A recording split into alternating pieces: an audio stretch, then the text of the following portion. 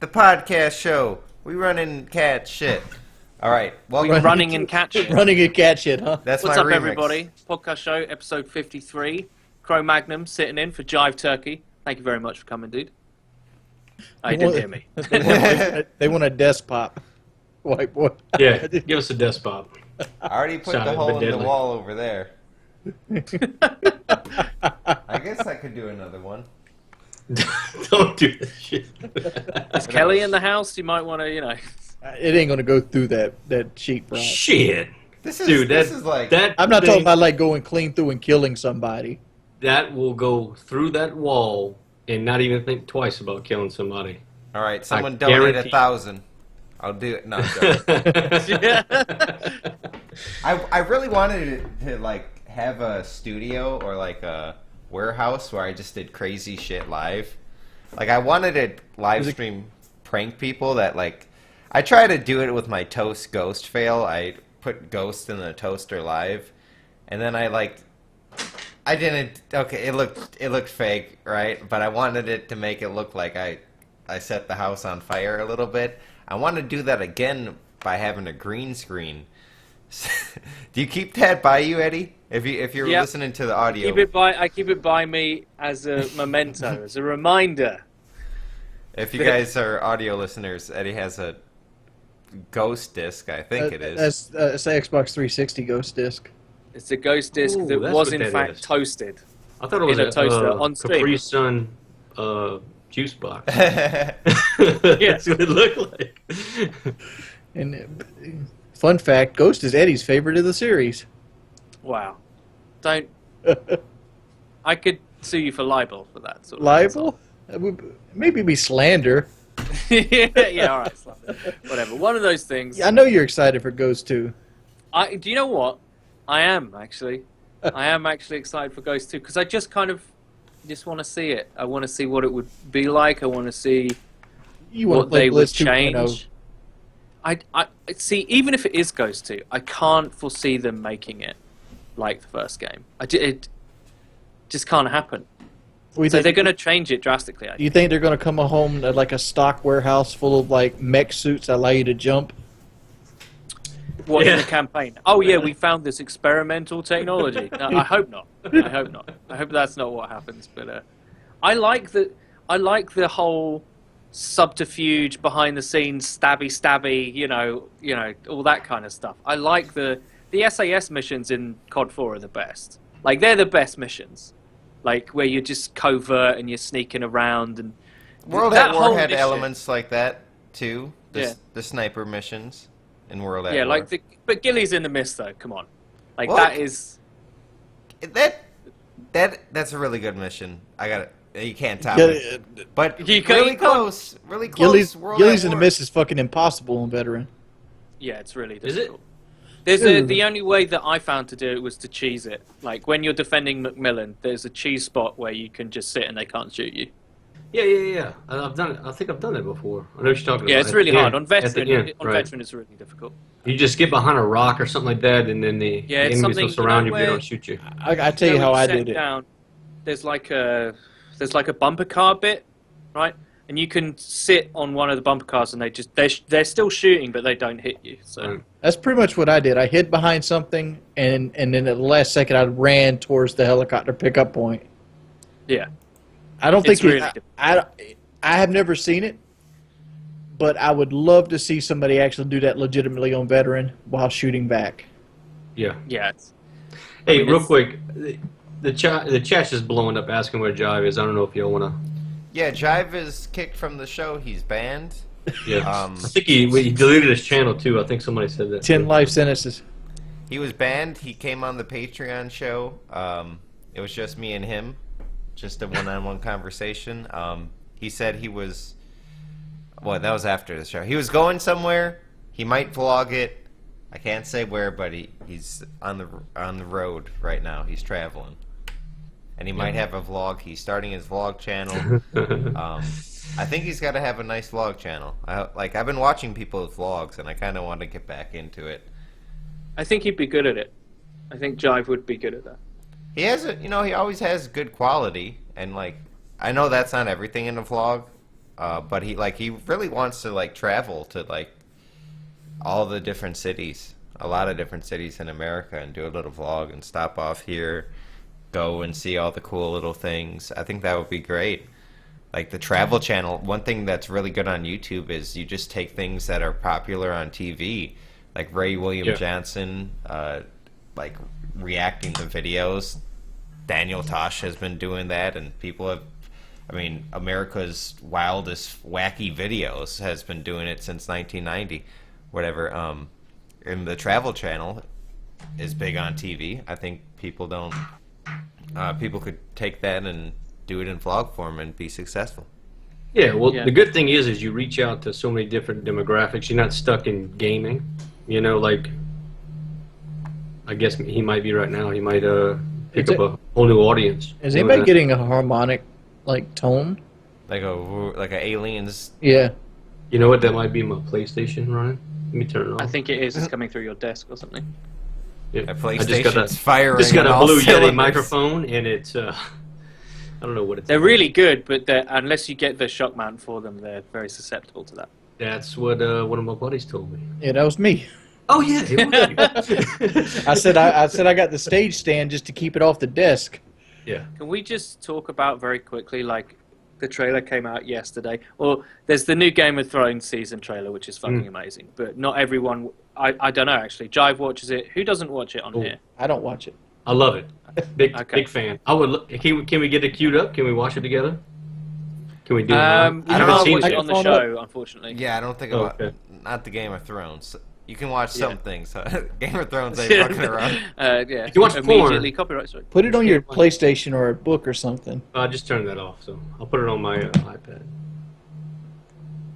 But yeah, so that came out. But the one I wanted to talk about was Captain America. Have you seen the new Civil War trailer? I've seen both.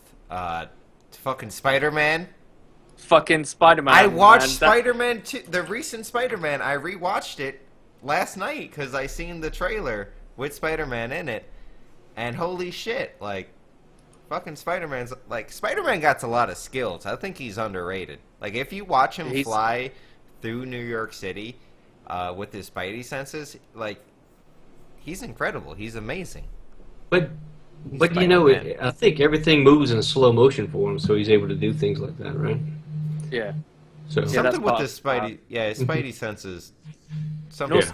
Like, loads of nerds, like, they're noticing that the costume that he's wearing is very similar to Steve Ditko's, like, original drawings for Spider-Man. And some people are like, this Spider-Man looks rubbish because he doesn't look like the newest films. Whereas if you look at some of the very first comics, it's basically exactly the same. Like, that's Spider-Man's original costume. I think they're not allowed to have him in the current costume because, if you don't know this is deeply confusing. Spider-Man is a Marvel character whose image rights in everything except movies is owned by Marvel, right, who make the Avengers and Captain America and all that. But his film rights are owned by Sony. So Sony had to sell the rights to the people that created the character so that they could use him in this movie. And the same thing's true of Fantastic Four and Fox. Fox owned the movie rights for that. And X-Men. So they're all Marvel characters. Marvel still owns the intellectual property, but not the film rights. So there's this really weird position where Marvel's like, we created the character, we make comic books of him, but we can't have him in our own movies, which is fucking retarded. But Sony decided that it was best for business for everyone if they let Marvel use Spider-Man in this film and I think the next Avengers film. So, yeah, it's going to be dope as shit. Yeah, although I don't know how like Spider-Man's like light sense of humor is going to work with basically the Dark Knight of comic book movies, which is going to be Civil War. So yeah, is it the same guy? Like, is it the same guy, the new Spider-Man guy? no, it's a different guy. It's another young British actor. I can't remember what his name is, but it's not the last guy. The skinny guy. I don't know. And it's not Andrew Garfield. Is that his name? I'm not sure. Something like that. Yeah. This sound is annoying me. Yeah. You still hearing it? Yeah. Pick your mic up. Like pick it up and hold it toward the camera. It is. It might be. It is your mic. But is it my computer running? It's It's a vibration in the desk. Yeah, it's like a very low level vibration. What are you If doing got, like, over cushion- there? You got some kind of toy? Yeah, it'll just be the hard drive spinning. Have you got like a cushion or a blanket or anything? I do. Ain't that? Yeah, put that under there. I want to watch all the superhero movies now. You guys are. I'm at the complete opposite end. I don't want to watch a fuck superhero movie. Kelly's I'm tired in the same of them. boat. Kelly hates the superhero movies, but they're so good. I haven't seen Avengers. I haven't seen Avengers 2. I don't want to see the Spider-Man remake, the reboot. Age of Ultron? I don't even know if that's the name of it. I don't want to see that either. There's this internet, like this AI, artificial intelligence, like internet super beast that's taken over Tony Stark's technology, and they have to fight him, and he's traveling through the internet to. It's awesome, man. It is really awesome. It's not as good as the first one, but it's still awesome. But yeah, so you've got comic book movie fatigue.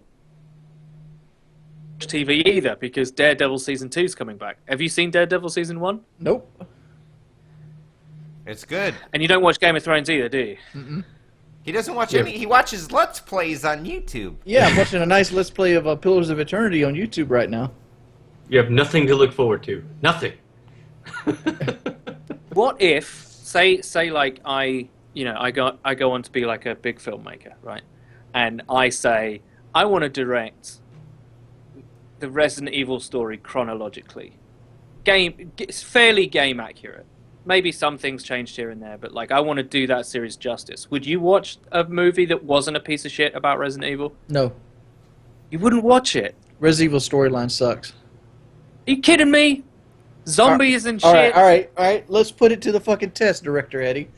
Give us the Resident Evil storyline. Leave the years out. Just give us the basic summary.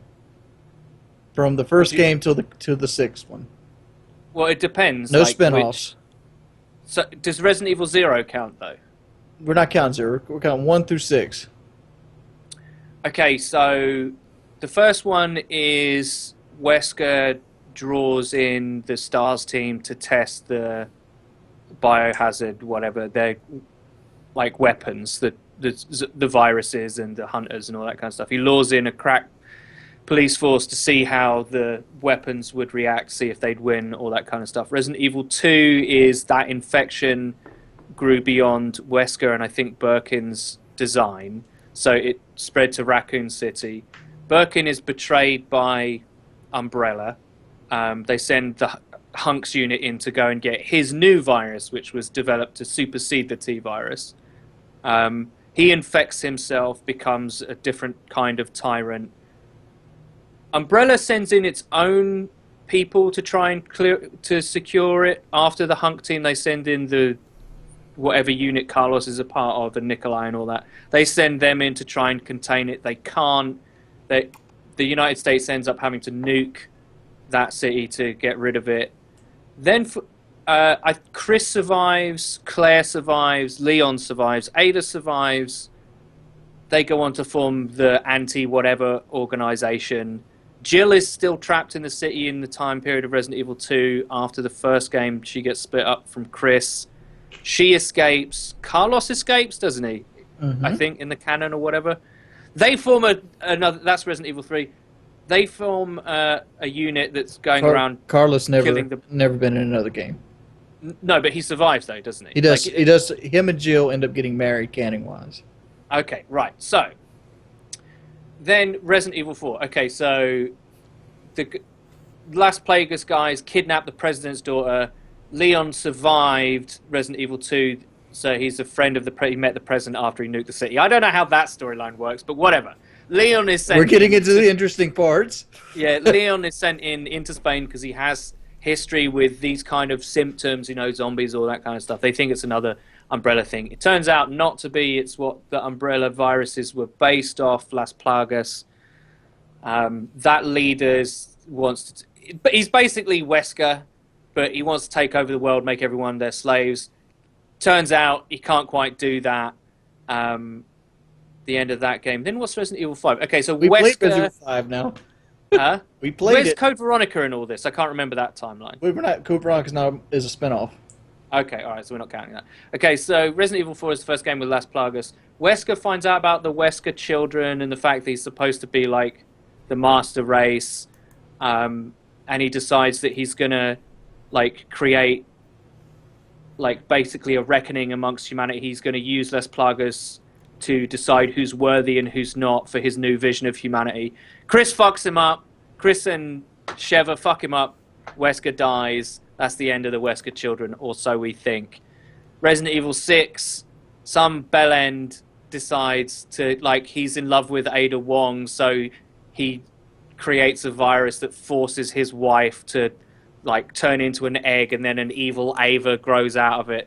Ada Wong grows out of it, or whatever. I can't remember what his motivation for fucking the world up is. But generally, it's people who are, like, they want weapons of mass destruction or create the master race.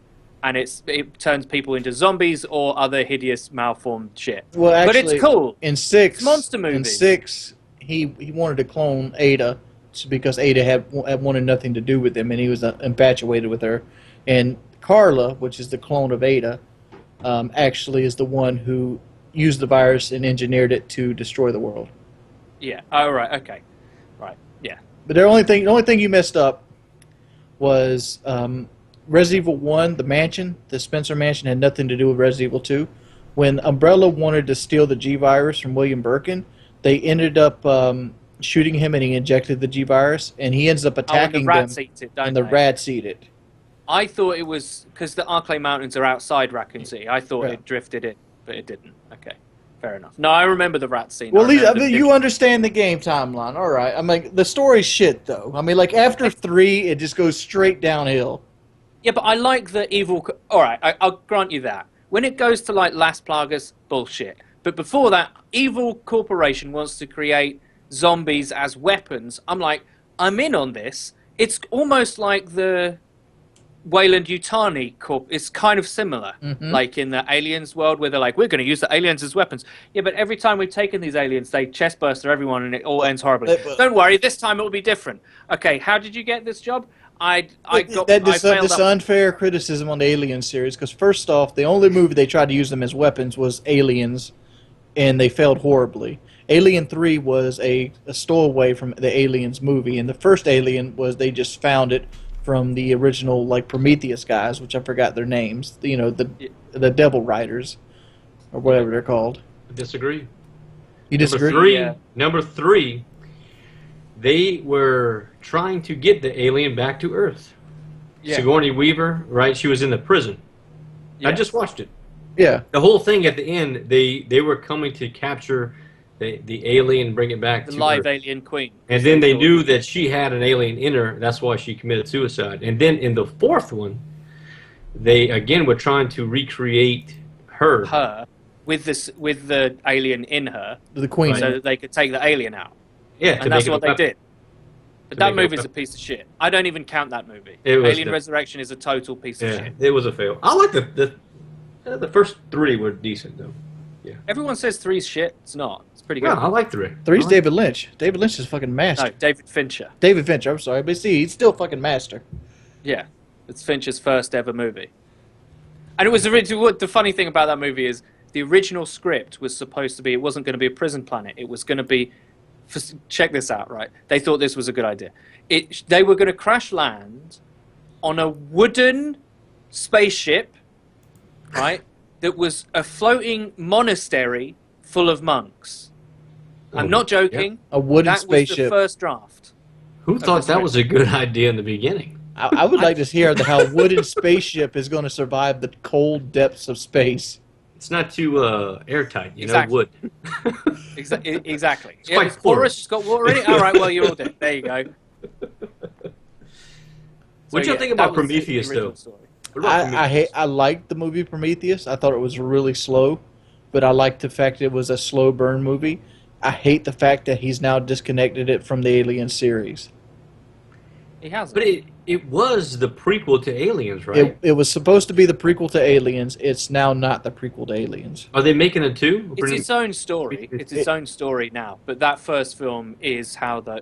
Anyway, science fiction nerds. We are such nerds. It's hilarious. But here's my problem with Prometheus. All right. I watched a YouTube video where these two guys are saying Prometheus isn't a bad movie. Here's all the things you probably missed about how they subtly tell stories and what's left unsaid and what's left as implication and all that. And it really triggered me because I was like, listen, there's a difference between like making really complex storytelling require multiple viewings for you to pick up on everything because the plot is really deep. There's a difference between that and just being deliberately obtuse and being like, oh, we're so clever. We told a story without telling a story, right? So everyone thinks Prometheus is boring and rubbish. It's because they're all Philistines. No, it's because you're just shit at storytelling. Just say some stuff in the text of the movie. Please. Can you just tell a fucking story? I hate it. It's like Lost. We're going to tell a story without saying anything, ever. You're talking about all those conspiracy theories that roll around the guy falling into the water at the beginning of the movie that created humankind and shit like that?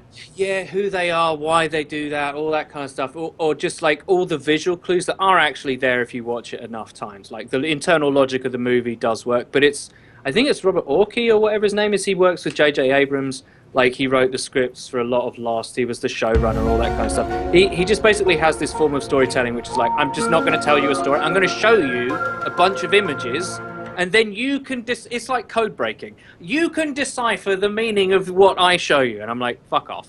Just tell me a good story, all right? Seriously. I wish there were more aliens in Prometheus. There isn't really one. There's one at the very end. Yeah. No, I mean, the big guy was an alien, right? But those are technically aliens if you mean want to... xenomorph. Ooh, Yeah, xenomorph, yeah. good one. But, you know, I don't really care about the xenomorph creators as much as the xenomorphs themselves. Well, here's the thing. In that video where they explain everything, they show you that those guys, the big... What are their names? It's like... I can't remember, like, the... Hell Riders? Devil Riders? They had a name. Riders, Suicide or something. Jockeys, I think they're called. Anyway, those guys, right, they worship the xenomorph. They see it as a higher form of being, right? So they plan on doing this on loads of planets, which is like creating a life form on that planet and then turning them into xenomorphs. Like, they see that as, like, So evolution. they're basically it's, like, holy to them. They just, like McDonald's for them, right? They just... Yeah. They make a planet, and then they unleash the beast, and they Yeah. feed on the planet. Yeah, they see that life form as holy for whatever reason. Okay. I didn't know that. Yeah. Yeah. Like, their deity is, like, the queen and stuff. Like, it's all in the murals and stuff. Where We're like, talking about the Alien franchise. We should talk about the Cloverfield franchise while we're on this line of thinking, because the sequel, well, the spiritual sequels comes out today. 10 Cloverfield Lane, right? 10 Cloverfield Lane. I'm kind of Good. interested Mo's to official see it. army's back. He said something. He went like 20 minutes without saying anything. So I think he had to say that. Oh. But, yeah, what did you guys think about Cloverfield? Did you see Cloverfield, Alex? I did. I thought it was a great movie. I thought it was a great movie, too. I recently rewatched it, and, like, it still holds up. Yeah, can you get seasick off of it? Obviously. But I really like the found footage genre. I've always have liked it. I think it's a really good movie. Even though it's made cheaply, I find those movies more entertaining because they feel like they have more soul with them. Than like a big blockbuster movie. Like, what's a blockbuster movie that I watched that I thought was a pile of shit? Legion. Legion was a blockbuster movie I thought was a pile of shit. Independence Day. I kind of like Independence Day. Dude, I like all movies with good graphics. That Good make it graphics. like for real. They make it look like it's a different world, and if I get for a few hours, if I can go into that universe, like Prometheus, I like that a lot. I don't even know what was going on in the movie, to be honest. I don't remember it too much, but I liked that it was something with aliens giving like Earth or life to Earth, right? That was kind of where they Basically. Yeah. What they were trying to do. and that Yeah, like they see if we life were on Earth. if we like discovered on Mars there was little fucking monkeys. I get this from Joe Rogan. We would fuck with them. We would experiment on them. We would try to do things, and That could have happened on Earth, or it could have just happened from I tell you what scratch. movie is fucking amazing. If we're talking about movies that some people say are shit but are actually great, I saw Total Recall about 2 weeks ago, like the Arnold Schwarzenegger one, not the shitty remake. That movie is fucking great. That 2 movie weeks. is a riot from start to finish. Yes. It's fucking amazing. Yes. Paul Verhoeven is amazing at making films. Yes. Have you ever seen that, Alex? Total Recall? Yeah, the original. Probably, man. It's it's so like you get past like the shitty, AI or whatever. When they effects, take the yeah. head effects. When he flies out, in the Yeah, Mars and they don't have any Ah! atmosphere. But you can't help but laugh your ass off, right? Dude, But y'all it's still a great movie. Y'all criticizing that, but the guy with like the guy in his stomach in that movie, Quano. that Quattro. dude gave me nightmares as a kid. Just see, Quattro Quaid. you know what I'm talking about? Like it's like Yeah. it's like holy fuck, Yeah. oh. And then he gets shot in the head. His tiny little head. Yeah. That movie's fucking great. I watched it the other day too. It's funny you mentioned that. You know what? You know a movie I think that's underappreciated? Cube. I haven't seen Cube. You've never seen Cube. Cube. No. Cube. Cube. Never Is it heard on of it. Netflix? You could find it online. I'm not sure if it's on Netflix. These boys have never seen Cube. Let me tell you why you're looking that up. But one movie that I don't even think I can bring myself to watch it because it grosses me out so much is a movie called Ruin. Have you seen this? The one where they're in the South America and Yes, the and they vines visit on that the pyramid. temple, Yes. and he had And- the guy with the fucked up leg. They got to chop off. It's a girl, and they It was a guy. They And start getting some vines that just they start going in their body. When this girl's she's infested with them, and everybody's sleeping, and they wake up and they hear this noise, and she's sitting there. She's got this knife, and she's just trying to cut into her leg, and they show it. She's peeling back her leg and cutting down into her leg, trying to pull these vines out. She's like, "I can get it, I can get it," and they tackle her to stop her, and then they're holding her down, and she's like, "Did I get it?" And they're like, "I think you did." And then you see a vine under her skin crawl across her forehead like that. Mhm. But that movie just creeps me out, dude. I'll tell you a creepy part in that movie that kind of creeped me out because I watched that movie in theaters. I'm that dude. Yeah. You're like the only one in there. The fuck? Yeah, I literally was it was like me and two other dudes. But when they go down into the actual temple itself, looking for the cell phone, and then they realize the plant has learned how to imitate the cell phone ringtone.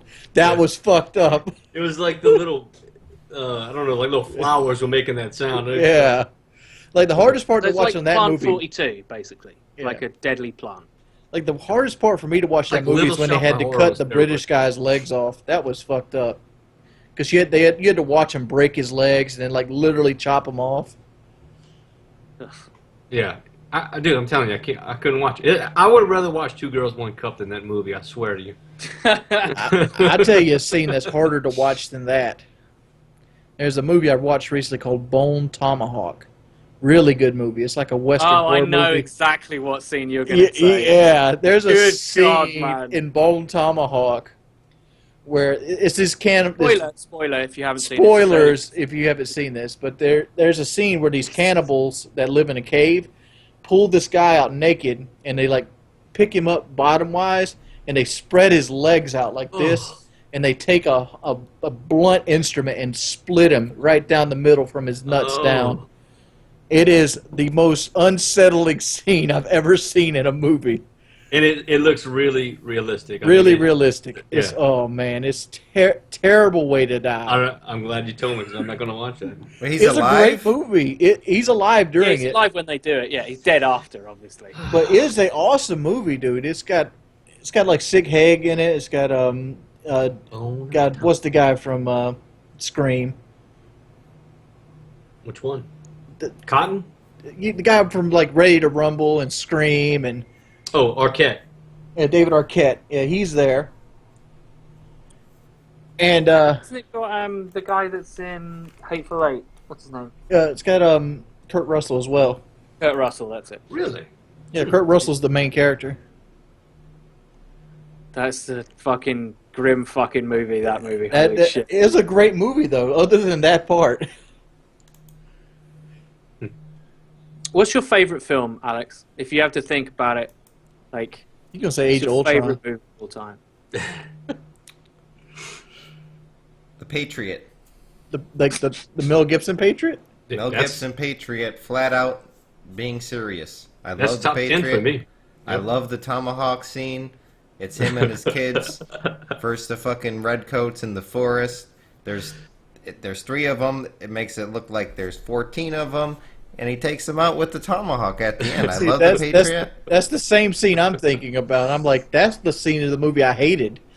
Like, you have like 3 dudes beating an entire like platoon of British trained soldiers, military trained soldiers now. No, because they were like formations. They're running and reloading. They're running and reloading like fucking, black powder rifles and shit while they're running and shooting on the. Y'all be careful. This might be offensive to Eddie. He's a redcoat. The military the only training thing, was do you know what? just stand in a about that line and shoot. Don't move. The only thing that did create like any kind of controversy over here was the scene where they burn villagers in a barn, and people were like, "We never did that. That's a Nazi thing. You don't ever make us Nazis. Do you understand?" Like that was a big controversy over here. They were like, "You never say that the British Army was Nazis. We never did that to people." The etiquette of the war. They had etiquette. They weren't savages. Yeah, they didn't burn villagers alive in barns. That happened in Russia in the Eastern Front, and the Nazis did it. And it created like a massive stink over here. People The Russians did it too. It's fine for you to have your fucking movie where we lose, all right? That's fine. You can have your movie where we lose, you beat us, and you cheer and you stomp and holler in the cinemas. That's cool. Cool. You can have that. Just don't make us Nazis. That's too far. Now, let me ask you this, Eddie. Since we're on the subject, what do you think of Braveheart? Every time I watch that movie, I'm kind of like people get lost in the romance of it. Like, he was. First of all, it's like one of the most inaccurate movies of all time. Like, here's the truth about English-Scottish relations. I've got loads of Scottish friends, right, and we were always giving each other shit about it, but they care way more than I do. All right. So when a Scottish person watches Braveheart and they hear the fucking pipes of their clan from hundreds of years ago and they feel truly Scottish and like, I hate the English, I'm still sitting here with like a cup of tea, like, what? I thought we were playing CSGO in a minute. Like, we don't care. We have almost zero animosity towards any of the other home nations. There's battles that you won too, like the England beat, Napoleon. Yeah. But you don't see us banging on about it. No, actually. Well, Napoleon's a fucking dumbass. I don't know how he won so many battles. Because, well, he was a genius, and then he was like, Russia, that seems like a good idea. Well, he lost in Waterloo, which was in France. Yeah, but by that point, it stretched his army too far. Right, and I watched a documentary about the battle itself. Like at one point, like the British Wellington, I think was the general that beat him. Had set up a trench. There's like this incline on the right side of the battlefield, and it just rained the night before. And the British troops all had boots, with the French troops didn't have any. And so there was like this clay wall, and like he would send wave after wave of his people onto this wall, and like there was so much that there were actually bodies stacked up at the base of the wall, because every time they'd peek over, they would get shot, and they would fall to the base of the wall. It's like, how could you be that dude that had to climb that wall after you see like 60 people dead right there? It's like going over the top in World War I. You're like, oh, right, this will go. Yeah, this will go well. What? So you want me to run into no man's land against machine guns? These new kinds of guns that have only just been invented. It sounds like a fucking. Oh, there's mines as well. Awesome. Yeah, great. Oh, and if I don't do that, you'll shoot me as a coward. Fantastic. So what a lovely situation to be in. If you had to be in a battle, okay, you got 3 choices. You want to be in a Braveheart field hack and slash battle. You want to be storming the beaches of Normandy type battle, or would you rather be in Afghanistan in fighting terrorist battle? What's your Afghanistan fighting terrorist battle? I mean, they're all horrible choices, but pitched battles, the first one that you're talking about, a lot of people didn't die very quickly. All right, so they died through horrific blunt trauma or stab wounds. So first of all, there's a horrible way to die. No, like any sort of major stab wound, you're probably dead from infection, from like long, horrible, painful deaths. Pitch battles are the fucking worst, right? You don't want to be my head cut clean off. Yeah, like you could get your ribcage crushed by a warhammer, but live for like 6 hours, like drinking your own blood until you drown. Just hideous shit, right? And then there's D-Day, which is like, open the door, dead, right? Fair enough, right? If you think, right, I haven't got a very good chance of living on D-Day, you'll die pretty quick, right? But Afghanistan and stuff like that, like I should imagine, because technically you're always fighting, because you don't know when they're going to use improvised explosives, you don't know where they're coming from, it's very difficult to tell enemy from friend, all that kind of stuff. Yeah. That's probably, like, psychologically, that's probably harder. Yeah, I'm not but talking physically, about just being, not being on patrol in Afghanistan. I'm talking about being in one of those fucking battles, like Black Hawk Down type thing. Like they coming at you and you're stuck in an urban, like, Yeah, but you're Black Hawk getting Down, shot they at. was Like surrounded. Benghazi.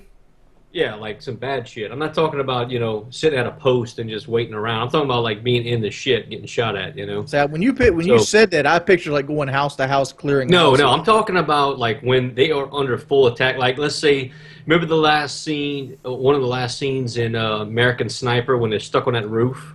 Imagine being in that shit, right? Like, that's what I'm talking about. Even then, they have hope because like they're waiting on helicopters to come in. Yeah. I mean, they do have superior weapons. You still die if you get shot, but you do have superior equipment. I think the worst has got to be the pitch battles because, like Eddie said, like just imagine having your ribs crushed in on one side and you're laying there on a cold field somewhere in England, just.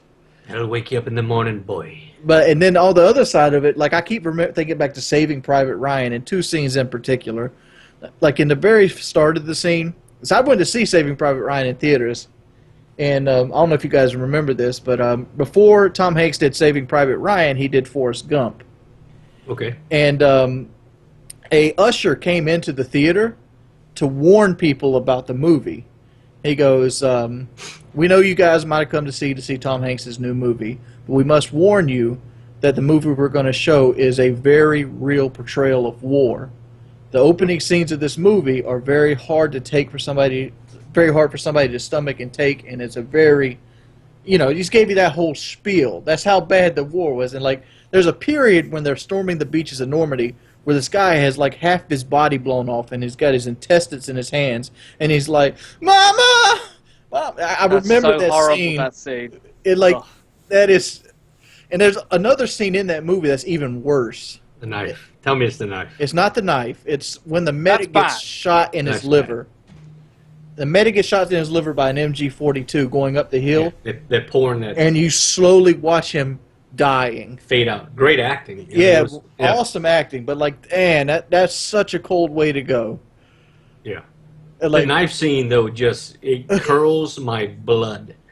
Especially since it's the bitch-made motherfucker they let go. Yeah. Upham. That fucker Upham is a pussy. And he should have killed that fucker. I think it's the guy that let go. Upham. Yeah, it was the guy who let go, and then like he walks past the dude. Like, yeah, I would have shot him in his back. Well, he kills him at the end. He just fucking waxes his ass. But that was a fucked up scene, man.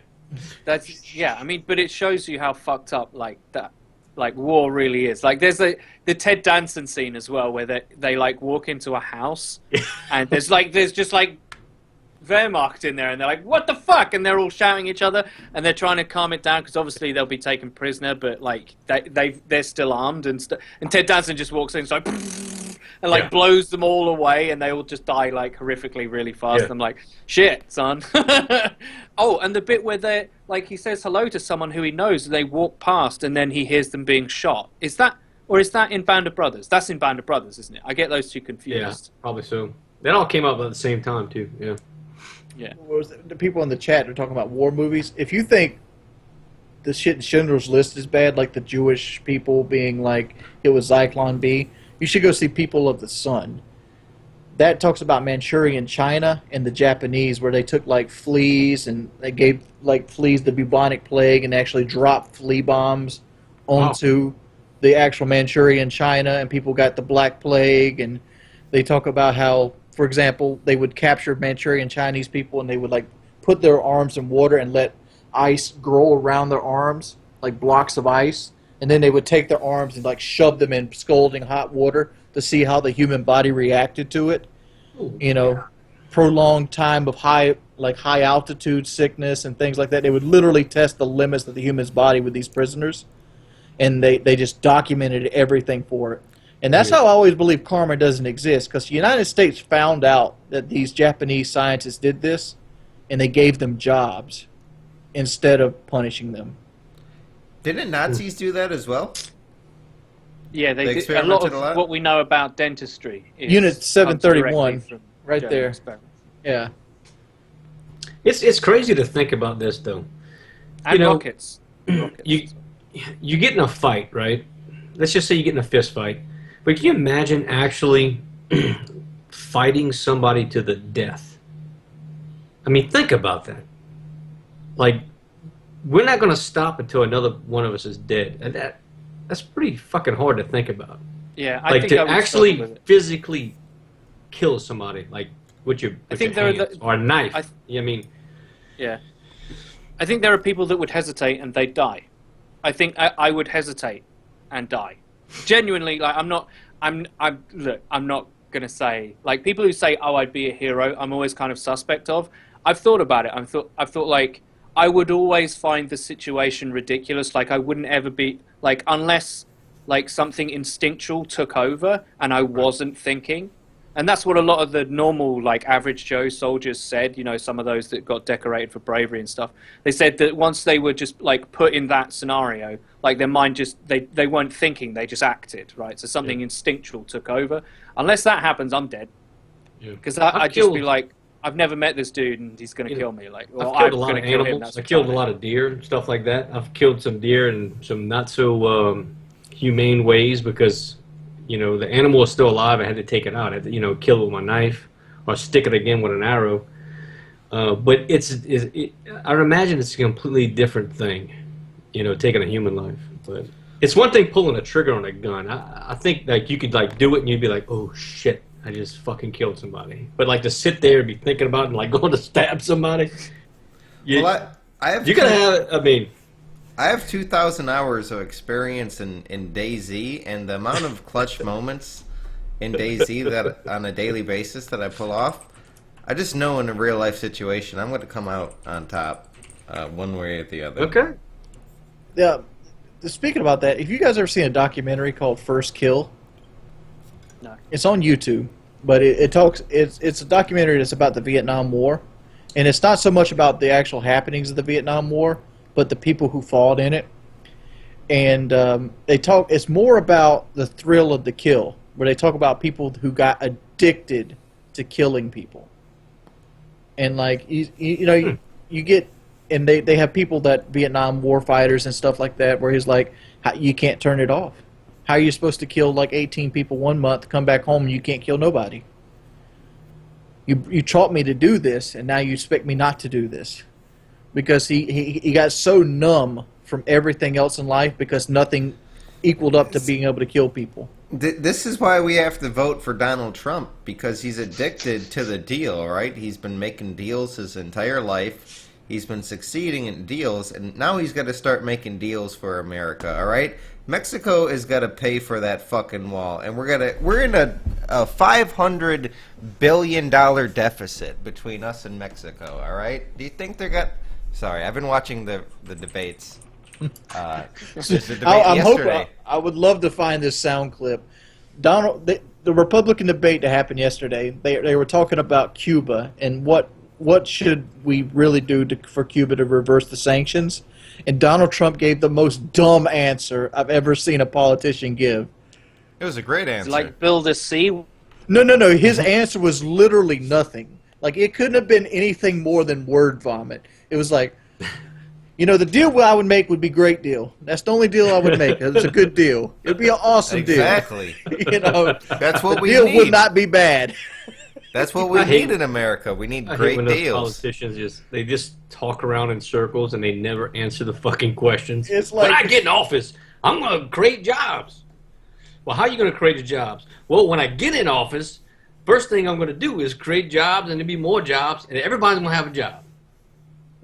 I love the way your accent like rolled with that like impression, because that's when I think of like a southern like politician that's just like a lie. Oh, yeah. Like has that accent. When I get in office. All right. Oh, that's right. Ted Cruz. That's right. I'm from South Louisiana, and this is what we do. We create jobs. That's right. Exactly. I love that accent. Some people say, right, here's the thing. surprised I ain't got Quite a three lot- jobs now, all these jobs they created. Yeah. I get quite often like, do you know, like Geordie's accent and other southerner accents, don't you think they sound stupid? And I'm like, no, I don't. I really like that accent. Like if there's this, I really like the southern accent actually. Way more than like really aggressive New York or something like You've that. never actually heard the right southern man then. Yeah. Well, I've God. never had one I'm more, telling me more he's gonna southern kill than me. Crow. Go watch Swamp People. Swamp people. Swamp people have some southern accents, Yeah. but they have like the southern They got a- French thing going on. We got a tree shaker, Jacob. Look at that gator in the water. We're going to shoot that with a gun. I played. I mean, they filmed that in my town. They're a bunch of, it's bullshit. I mean, sound like a bunch of dumbasses. I play with a guy named the Real Deal 843. Now that motherfucker is southern. Holy shit! Like, Oh, yeah. there's some people that southern people look at in disbelief how southern they are. Yep. When Americans talk about like mountain people, what mountains are they talking about? West Virginia. Virginia Appalachia. Mountain. Yep. Yeah. The That's, Appalachian. so like through Tennessee, Kentucky. Oh, wait, So hillbillies, that's right? like, Hillbillies and mountain people are the same thing. That sort of place. Yeah. Yeah, that's Dun, dun, the dun, dun, Appalachian. dun, dun, dun. Dun, dun, yeah. Yeah. Deliverance people. Fun fact: that's where we were going to do our survival trip on PK, the Appalachian Mountains. Squeal! So you were basically going to do Deliverance, the road Yeah. trip. You know Which what? was a road trip, You know what- actually. you know what In I the never movie, it is a understood? road It trip. was a canoe trip. It's Yeah. You know what I never understood about Deliverance is like it has that gay scene in it, but it never gets brought up as much as Brokeback Mountain. Yeah, because it's rape. Brokeback Mountain is This consensual. was consensual lovemaking between two men. Yeah, it's a little bit, you know. Just Not that like, there's anything wrong with that. I just don't understand how does Heath Ledger and like Jake Gyllenhaal actually sign up for this movie after reading the script? You think their Because Ang agents Lee's just phoned them in?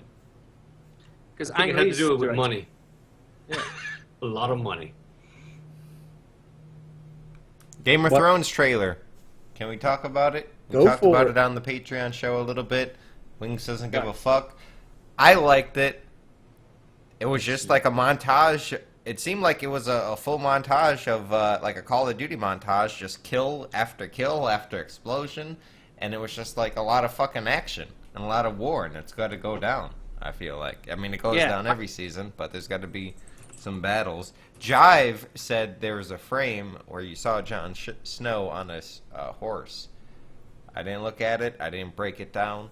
That's what Man. Jive said.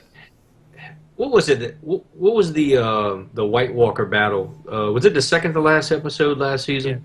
Hard home. That was awesome. That caught everyone by surprise, right? Yeah. Because I'd read the books, and I was like, I wonder when they're going to get to this or that, and they changed the order of a load of stuff. But, like, the way they did it in the series, it was... Yeah. I remember... This is what annoys me about Game of Thrones, is you get people who are, like, into the series, and nothing about it bores them. None of the political stuff, none of the character stuff, it doesn't bore them. But then you get people who are like, oh, nothing's happening, man. I'm like, you're an idiot. You're an idiot. Loads of shit's always going on. It's just you can't follow it. But that episode came out of the blue and was just like blew everyone's socks off. And they were like, holy shit, what the fuck just happened? I hate when people say The Walking Dead's boring. I'm like, it's leading up to something. It's got to, and there's all these little things and character buildings.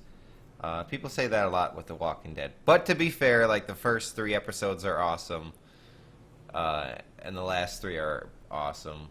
But like the middle 3 are kind of shit. The entire second season sucks ass. Yeah, I've never watched like, a episode. yeah, okay, it gets a little bad at it. It's like second season, third season. I'll tell you The exactly. Governor lasted I'll tell way you too the long. exact point I turned The Walking Dead off. It's in season 2. They're on a stretch of Georgia highway, and he has his pick of any fucking car he wants. Like all the cars are out there. He can pick anything he wants. Escalade, F-250, whatever the fuck he wants. What car does he pick?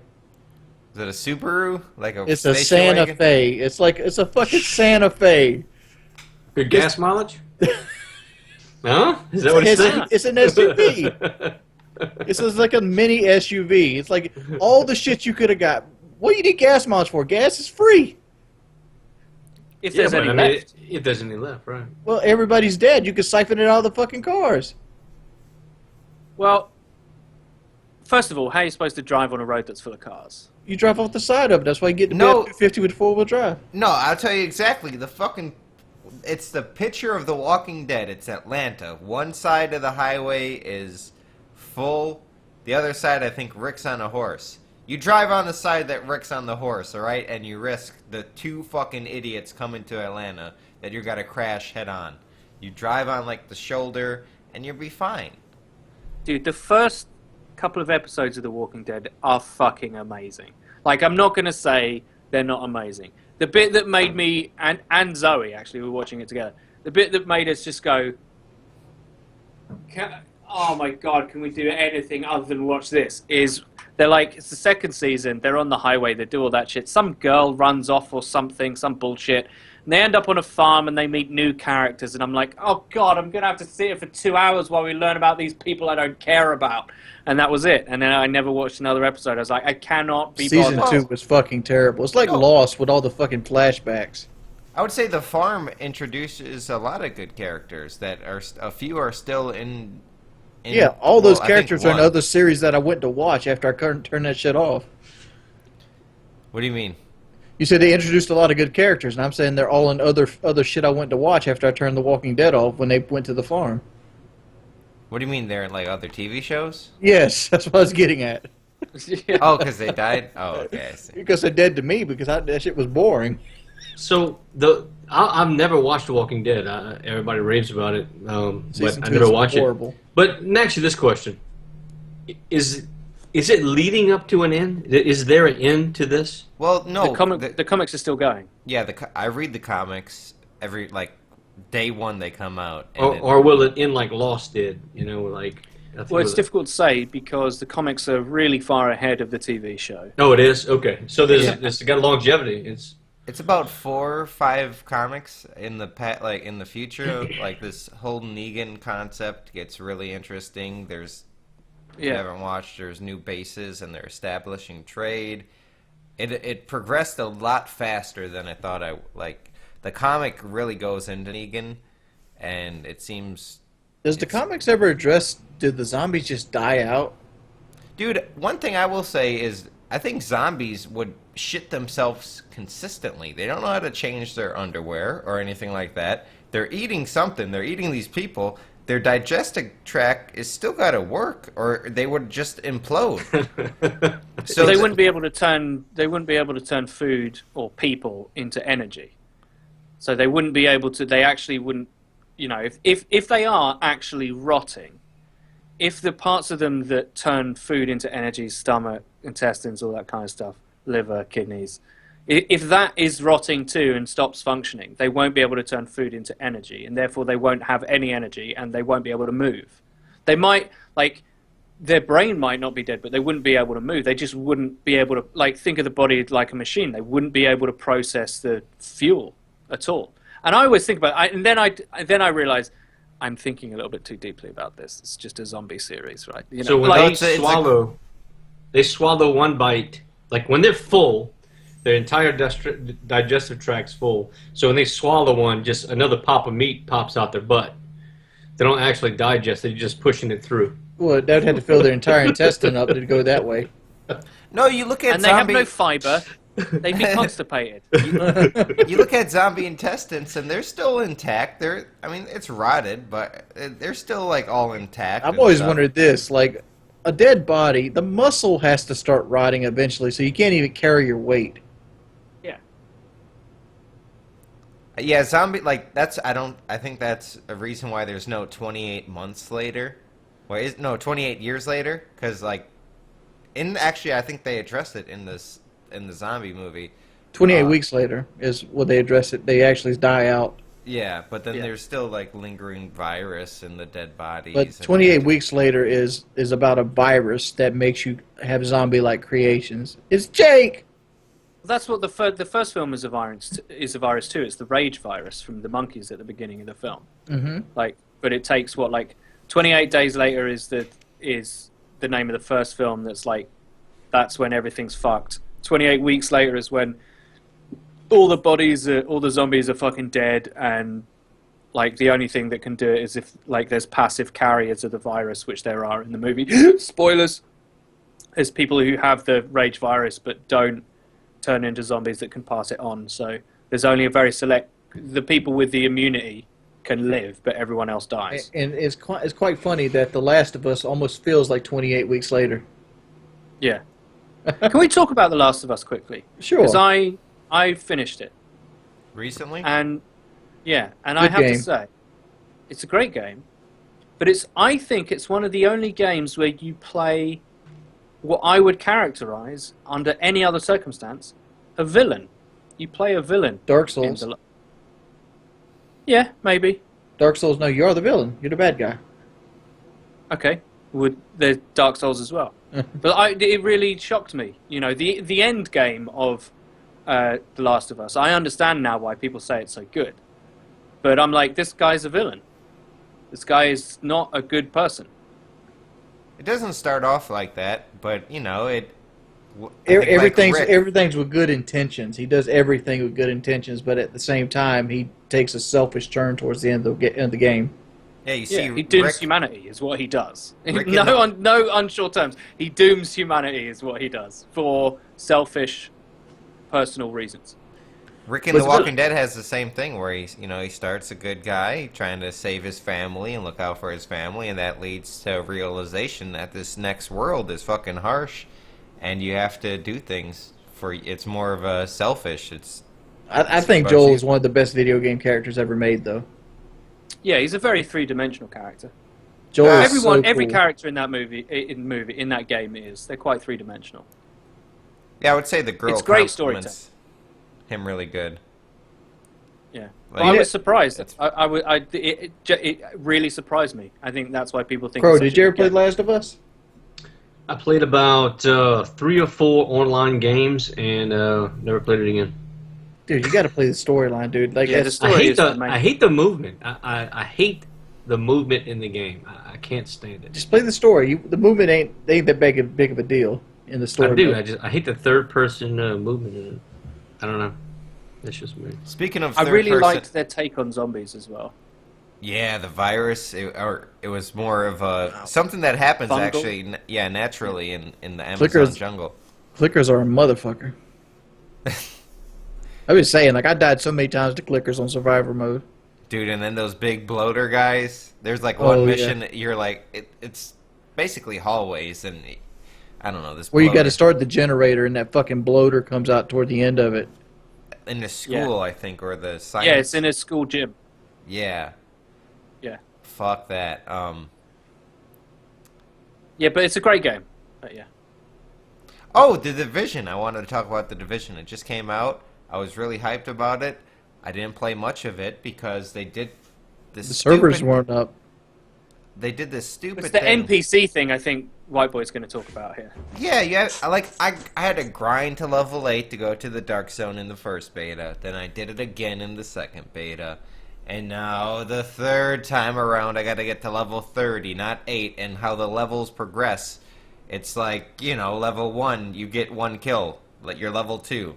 And then it just progresses where like it takes so long to get to level 30 to go into the Dark Zone. The Dark Zone is the PvP area. It looks really fun in terms of like it's just like Destiny. You get a group of 4 people. You do there's daily missions. You get your gear up. There's different classifications of gear and stuff like that. So you perform better. But I want to go to the Dark Zone, and I don't want to get to level 30 again. For the I first can't Ubisoft. wait to play it. Ubisoft. No, thank you. Yeah. I can't wait to play it because all I play and watch at the moment is CS:GO at a fairly decent competitive level. Like now, I've moved off like the game servers and have gone on to like private, like actual rank servers on other websites and stuff like that. And Street Fighter, which is innately a competitive game. And I need a game where I can run around with my mates and do, like little missions, and it's co-op, and it's third person, so it kind of reminds me of Gears, So like it's like Gears, and I really like that, and it's got the looting of Destiny, but also I watched Summit play this. He was in the Dark Zone, right? They were doing this mission, and then suddenly they went rogue because they accidentally shot someone, and the person that they shot by accident came back and tried to kill them. Now, if you don't know how it works, is if you kill someone, you've got a timer on your head. And when it goes down, you're no longer rogue and you can go back to doing whatever.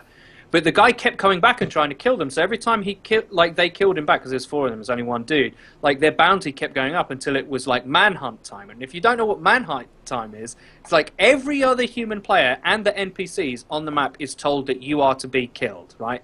So basically, it's like playing Gears in a team of 4 against 30 people, and it's over an entire map, so you can run away and like kill a bunch of people and then run away again, and you can get people coming from in front of you and behind you and everywhere, and it's just like hectic as shit.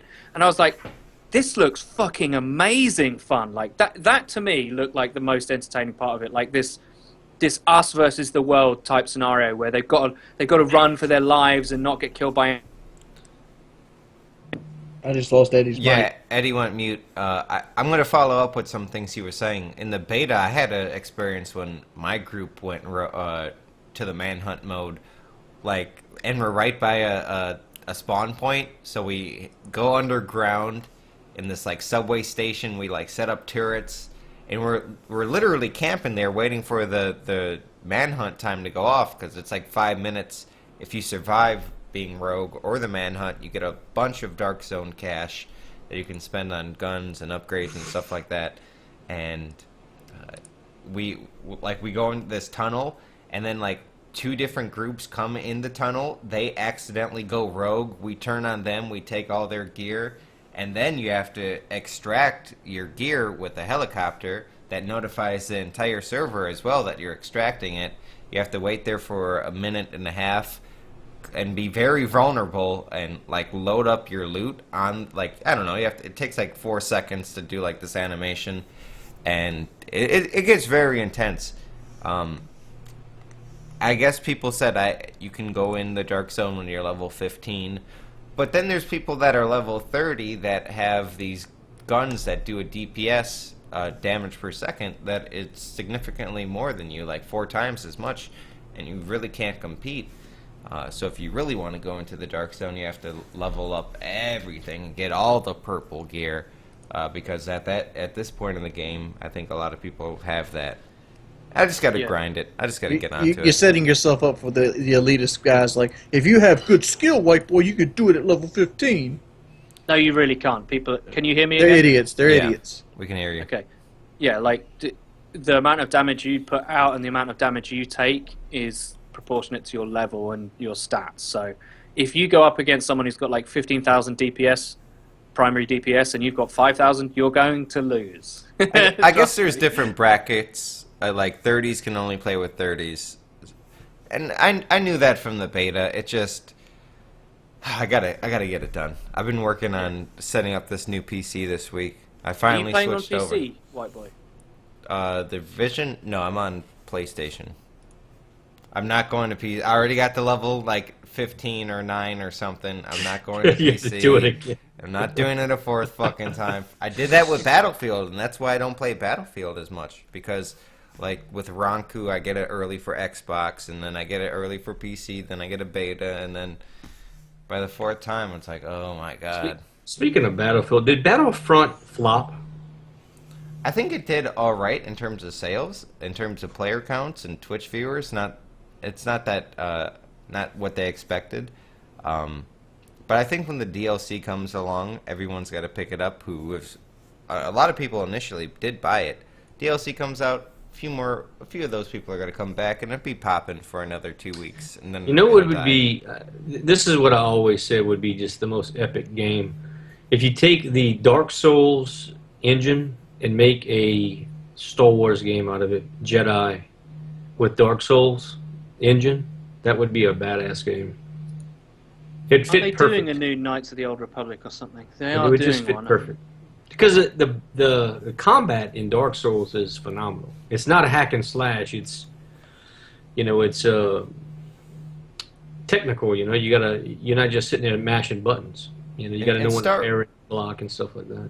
In Battlefront, you got really punished if you would attack someone as they were like blocking, and it's not the most complicated combat system I ever saw. But I I would spam like R2 to like swing, and eventually you just get in this like they start hitting you, and then you just keep on getting knocked back, and you get fucked.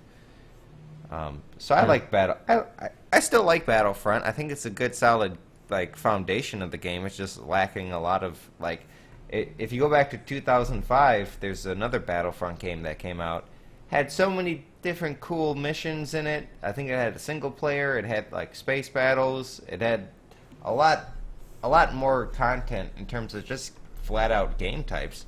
And that's another disappointment with Black Ops 3. They don't have any fucking party games besides gun game. Like I'm going back to these old CODs. I played Modern Warfare 2. They have all these different game types. They didn't even copy Infected. All right? Yeah. Literally Activision Infinity Ward or Sledgehammer, excuse me, with Advanced Warfare, they just copied Infected over from the previous game, and they didn't even do that in Black Ops 3, and that's a big disappointment. I watched one of your videos the other day. It was a rant video, but they missed out. I'm telling y'all, if they would have made it able to wager the crypto keys, that would be the most competitive game type, dude. It would have been epic. Everyone would have been in that playlist. Especially with the new guns. Yes, it would have been awesome. It could still happen. Awesome to watch. I have a theory that they're going to add. They added the secondary crossbow. Now you need a crossbow and a ballistic knife for sticks and stones, or that's the previous format. And I think they're going to do that. They have the crossbow in there, and now the crossbow has a bayonet, which you can stab people, and it has the same kind of trajectory as a ballistic knife. If you look at the crossbow bolts and the ballistic knife, like they have that little jet, like streamline pattern behind it.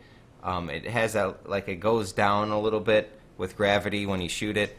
And I think what they're going to do is they're going to add a ballistic knife that has explosive attributes to it. They've already got a screenshot of the dagger that they're coming out with.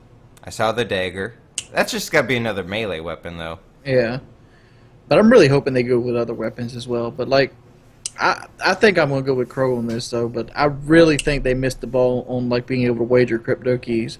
They should have allowed you to wager crypto keys, and they should also allow that you could buy crypto keys from other players, and they got a percentage of them. Let's say I'm playing gun game, and I save up 2,000 crypto keys, and I want to sell, 500 of them to some other guy. You give a percentage rate, and Treyarch gets half of that percentage rate. I think that would have drove more people to play the game longer, because you're actually earning funds at that point, or the illusion that you're earning funds, and you also would give more people drive to do stuff like gun game and things of that nature. Yeah, they're gonna do it eventually. I think they always add party games after the second DLC. But they can't sell the guns at this point, because if you sell the guns at this point, you're slapping everybody that bought COD points in the face. Yeah, I'm kind of look. I like the game, but my position on like the DLC and the guns is really hardened a little bit. Like before, I was like, I don't really care, but now I'm kind of like, I'm a season pass owner, dude. Like I support your game. I've played your game for a long time. I think it's out of order that you make me not have the option to buy the guns. Like the season pass should get you the guns. It should. And Like, if it doesn't, then what's the fucking point? It's just maps. Well, the maps are good for about, what, like a couple of days, and then the playlists are too small. So you're making me pay as much again for the season pass as the game was originally, and I get fucking nothing for it. Like, everything cool that I want from, like, that you get for free in Battlefield DLC, like new guns and shit, like, you're making me fucking gamble for. There's not even an option to be like, you know what, I don't want the Executioner or whatever it's called. I just want the Garand. The Marshal's fucking badass. Or like $3 or whatever. There's not even an option to do that. The only option I have, as someone who's already paid like double the price for the game, is to gamble. I'm like, nah, man, that's shitty. That's shitty. No gambling! Exclamation point BJ in the chat right now. Feel free to gamble. If you don't want to gamble on Call of Duty, which it's unreasonable, right? You're not getting anything of value. You literally lose all your money. With exclamation point BJ in the chat, you can sign up today and you can have a chance to win. Yeah. You know, I did it. I went to play that and I won $10,000. Yep. That was you? They're just giving money away out there, man. So y'all need to all go sign up and try it. No, for real. Someone deposited. It wasn't me. It was someone deposited $350 and won $21,000. I can track it, and it's been a horrible month for that exclamation point BJ in the chat. I was on the before we get too far off the crypto keys. I was on the Reddit for Black Ops 3, and they factored in like if you bought every bit of the DLC from Black Ops 2, it would have cost you $97. That's like every camo that came out with. Every like attachment slot or like extra little area that you could put more, like the 100 creator classes and stuff. Yeah. You bought everything. It was $97. So for the, and this is where it gets fucked up. $97 now. If you buy a chance at getting everything in Black Ops 3, there's something like 367 items in the black market. It's going to cost you upwards of $1,100. I believe it. Yeah, the odds, $97 is not going to give you all the DLC guns. I got lucky in like I spent $140 fucking dollars. All right, lucky, I don't know. But I've seen other people open a lot more, like $500 and not get any like of these new weapons. So like when these new weapons came out, I said, fuck it, I'm buying the $100 pack. We opened it all and I got all the weapons, and for me it paid off. Because I can make YouTube videos of it, but $100 you see, for that's the a problem. gun is not for anybody. Like, what? Like the MX Grand isn't that good. It's not. Yeah. I mean, it's fun. Like Wings, there's been a lot of videos. Call of Duty Paid to Win, going around. A lot of commentators have been making videos, and I think everybody has the consensus where it's not really pay to win.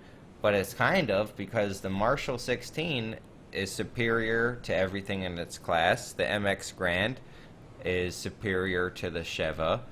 I saw Wings mention that. Mm-hmm. I think I actually mentioned it in my pay-to-win video, too. Anyways. The crossbow is fucking OP as a motherfucker.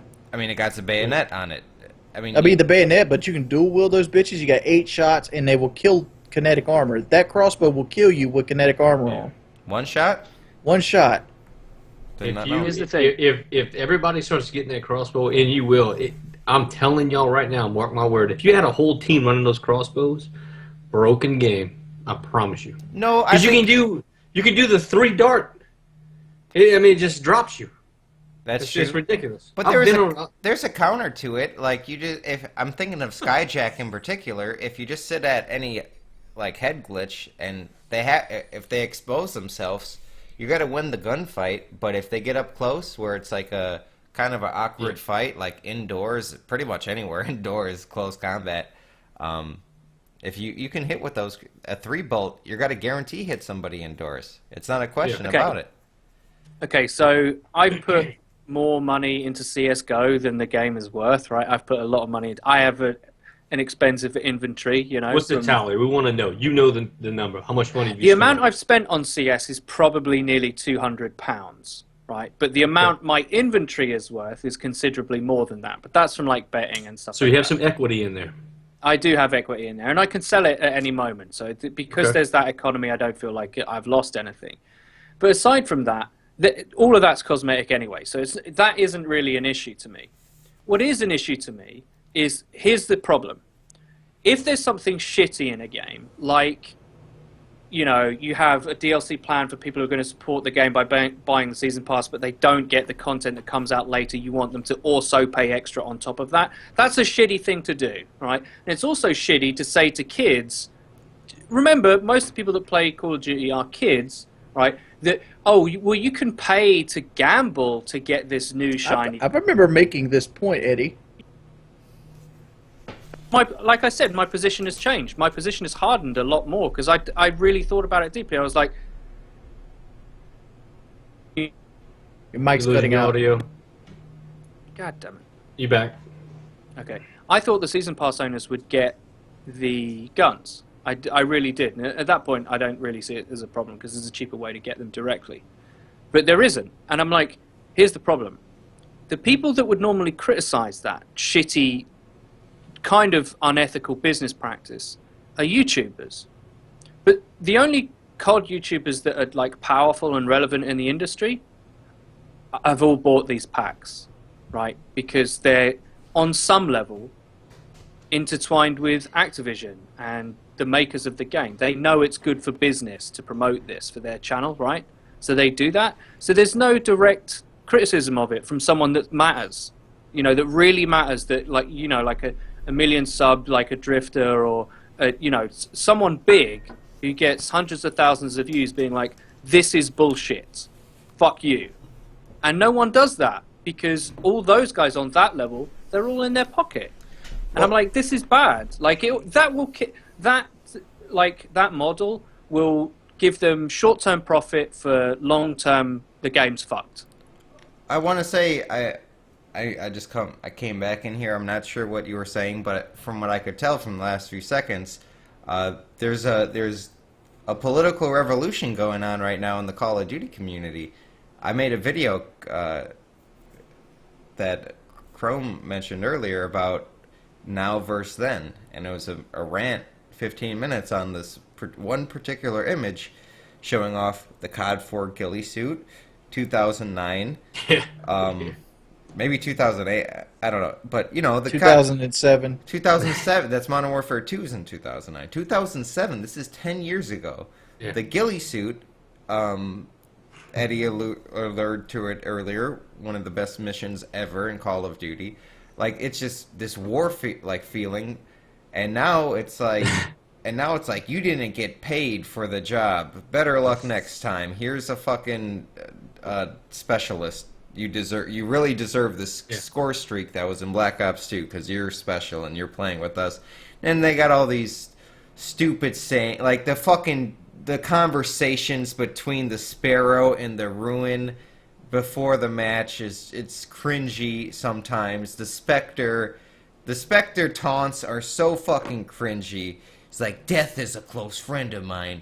Don't make me call him. Or like, it's so stupid. That's literally something that he says. And then the gingerbread man. I mean, the gingerbread man's the fucking worst. I got mad looking at that image at the end of the rant. But that video, it's almost at 200,000 views. It has 11,000 likes.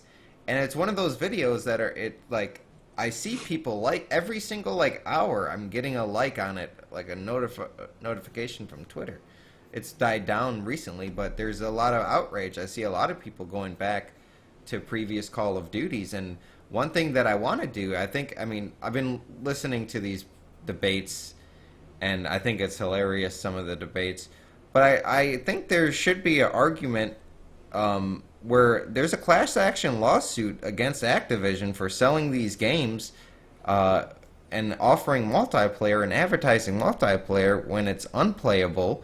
We don't know the plans for backwards compatibility. Are they still going to be hacked on Xbox One when they implement that technology? And two... Oh, Activision's not allowing the Call of Duties to be backwards compatible. Black Ops 1 is. Black Ops 1 is going to be backwards compatible. Just that one?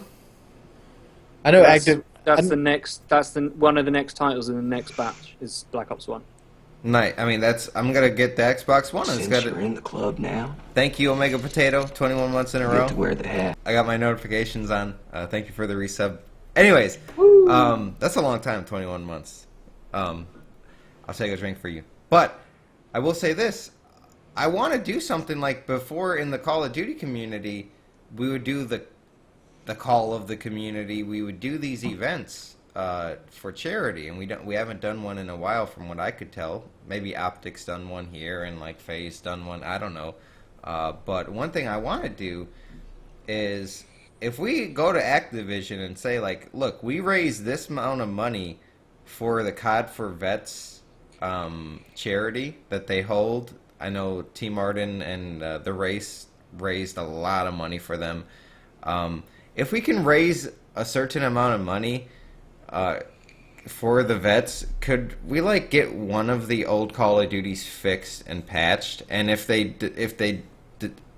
deny that, like they fixed the picture of Muhammad, which was disrespectful in the bathroom, which I totally agree with. They fix that, but I think they also should. I don't know. I think it would be but we shouldn't have to fucking raise money like hundreds of thousands of dollars. Here's the problem with that logic, Alex. I know for a fact Xbox charges you something like 20 grand to put a patch through on live. Yeah. So it would cost them upwards of $100,000 to patch all the old COD games. I'm asking for one or two. Well, for very minimal return. No, considerable donation. Like if the entire COD community, my number in my head was $100,000 to get it fixed, because I knew of the patch fees. I'm sure PlayStation has their own fees as well to get something patched. I would agree with that, but it should be something that they do anyways. Like they should. Why are all the old COD games hacked, and all we have to fall back on is fucking Advanced Warfare and Call of Duty Ghosts? Maybe Black Ops. This is not going to be the popular opinion, but I would rather see an HD remaster of World at War and have the player base refreshed than them go back and put another version of World at War in that has, no hacks in it.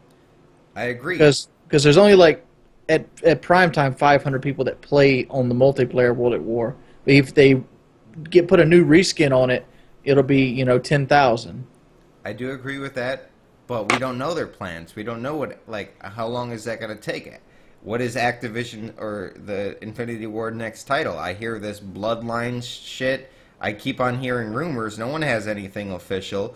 And I'm thinking I'm just going to make a fucking video, Call of Duty 2016, get a lot of views, and speculate, because we don't know what's happening. Bloodlines kind of sounds like it's going to be remastered. It's going to go to the old, the old Call of Duties. It kind of has I can kind of see that theme, but that's not official. We don't know what the next Call of Duty is, and we don't know if it's not Infinity Ward.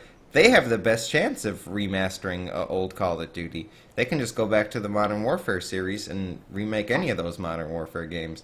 But I don't think it's got to be in charge of Sledgehammer. They're going to do Ghost 2, or they're going to be building their own brand. Well, I got a feeling Sledgehammer's doing the next World War II COD.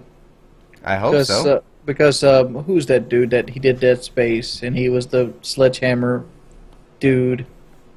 What's his name? Help me.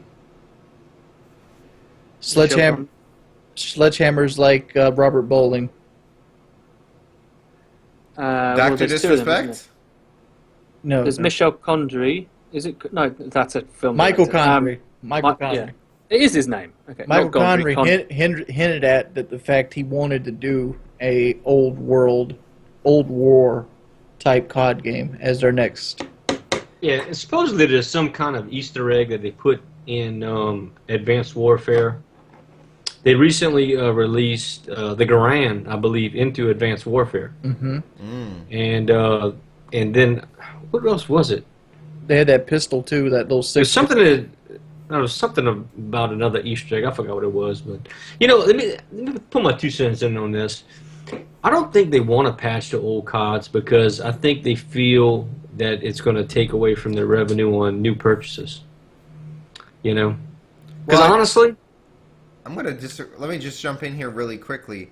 I would disagree because people keep leaving the Call of Duty series because there's not like they want to play COD, but they don't want to play the new fucking jumping CODs. They don't want to play those. They want to COD play... is not what COD was. It's something else. We're not playing Call of Duty anymore, right? It's not the same game. It's something totally different. It's robots dunking basketballs. That's what it is. And gingerbread men. We harp on this a lot. I know. I see the comments, COD talk, and even COD talk. Yawn. But there's like recently, all these commentators have been coming back to the scene. XJaws, I think he's got to be on next week. We never know. It's going to be a meme soon. XJaws on next week. That's how we should sign off every show. Anyways, I could put it in the XJaws, the official fifth member. Yeah. But I don't know, like old Call of Duties, there's this energy in the community, and people really like those times. And just going back to the old games, people really like. I just posted one recently, a gameplay. People really liked it. I did a Modern Warfare 2 stream, huge turnout compared to my normal streams. Like triple. It's definitely true. People don't like watching the Nuke cards. They just whatever. Like you're going for a Nuke. Why can't Treyarch just suck it up and say, "Oh, we didn't figure this out first"? They took zombies, all right. Infinity Ward. They took zombie, or no, that was Sledgehammer. They took zombies. Why can't you just take the fucking game-ending Nuke? Maybe they don't want it in their system. I can understand that, but it's fun. Take Infected. Share the good things. They took War from you and Momentum. They took Kill Confirmed from Modern Warfare 3. True. Momentum with the jumping suits was way too hectic, though. Yeah, I didn't like it. The areas were too open. Like well, I think how fast the game played really destroyed the game type. Yeah, and cause of that makes the areas really open, and then when you're jumping, like any B flag really now is like super wide open, or Momentum like middle capture point, and there's like you can't defend. Before you could defend, like okay, I got to look at A and B. And then something's got to go down and C behind me. I'm going to have to make a fucking play. Now it's like people are just jumping everywhere, and it's hard. It's hard. I'm looking at the chat, and this guy PR Rocker, he just mentioned that pro esports is killing COD also. What y'all think about that? I would agree with that sentiment because like a lot of the changes that they're implementing into the game is for the pro scene to do that, and my whole idea with the pro scene is if the pros played the game that we play, it would benefit everybody. Like if pros had to deal with claymores and awareness and ghost and dead silence, Treyarch would be more in tune to fine tune these things so they're more fair for everybody. I don't agree, and here's why. I think COD competitive is best played when it's a mod of the original game, and it's like pro mod. I think that is the best sport version of the game. I think it's fine to have a casual and a more hardcore scene. I don't think it's good that...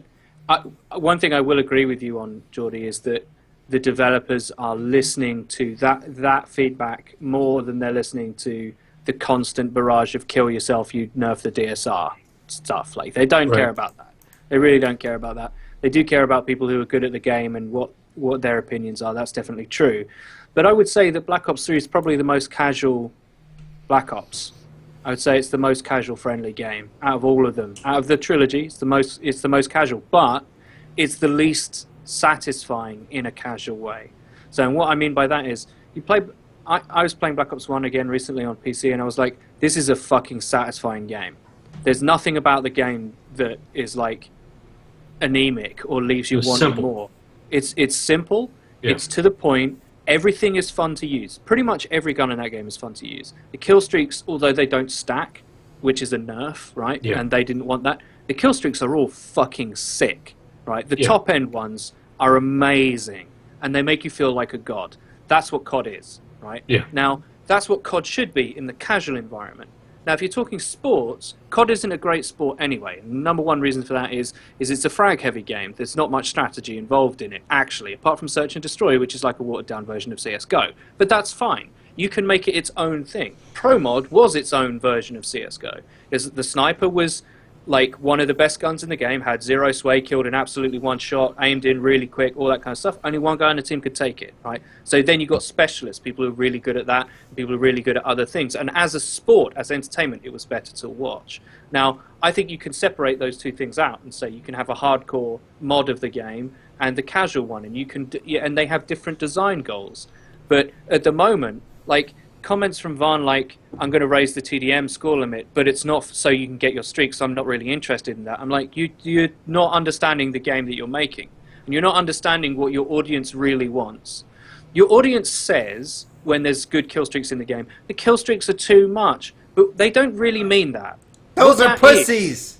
They're pussies! They're bitches! Get them out! What that means is, I don't like dying to them. Doesn't mean they shouldn't be in there. Doesn't mean they shouldn't be in there. It's a guarantee. The same guy that's like, I get wrecked every game by the ass clapper, 10,000. Where the fuck is the lodestar at?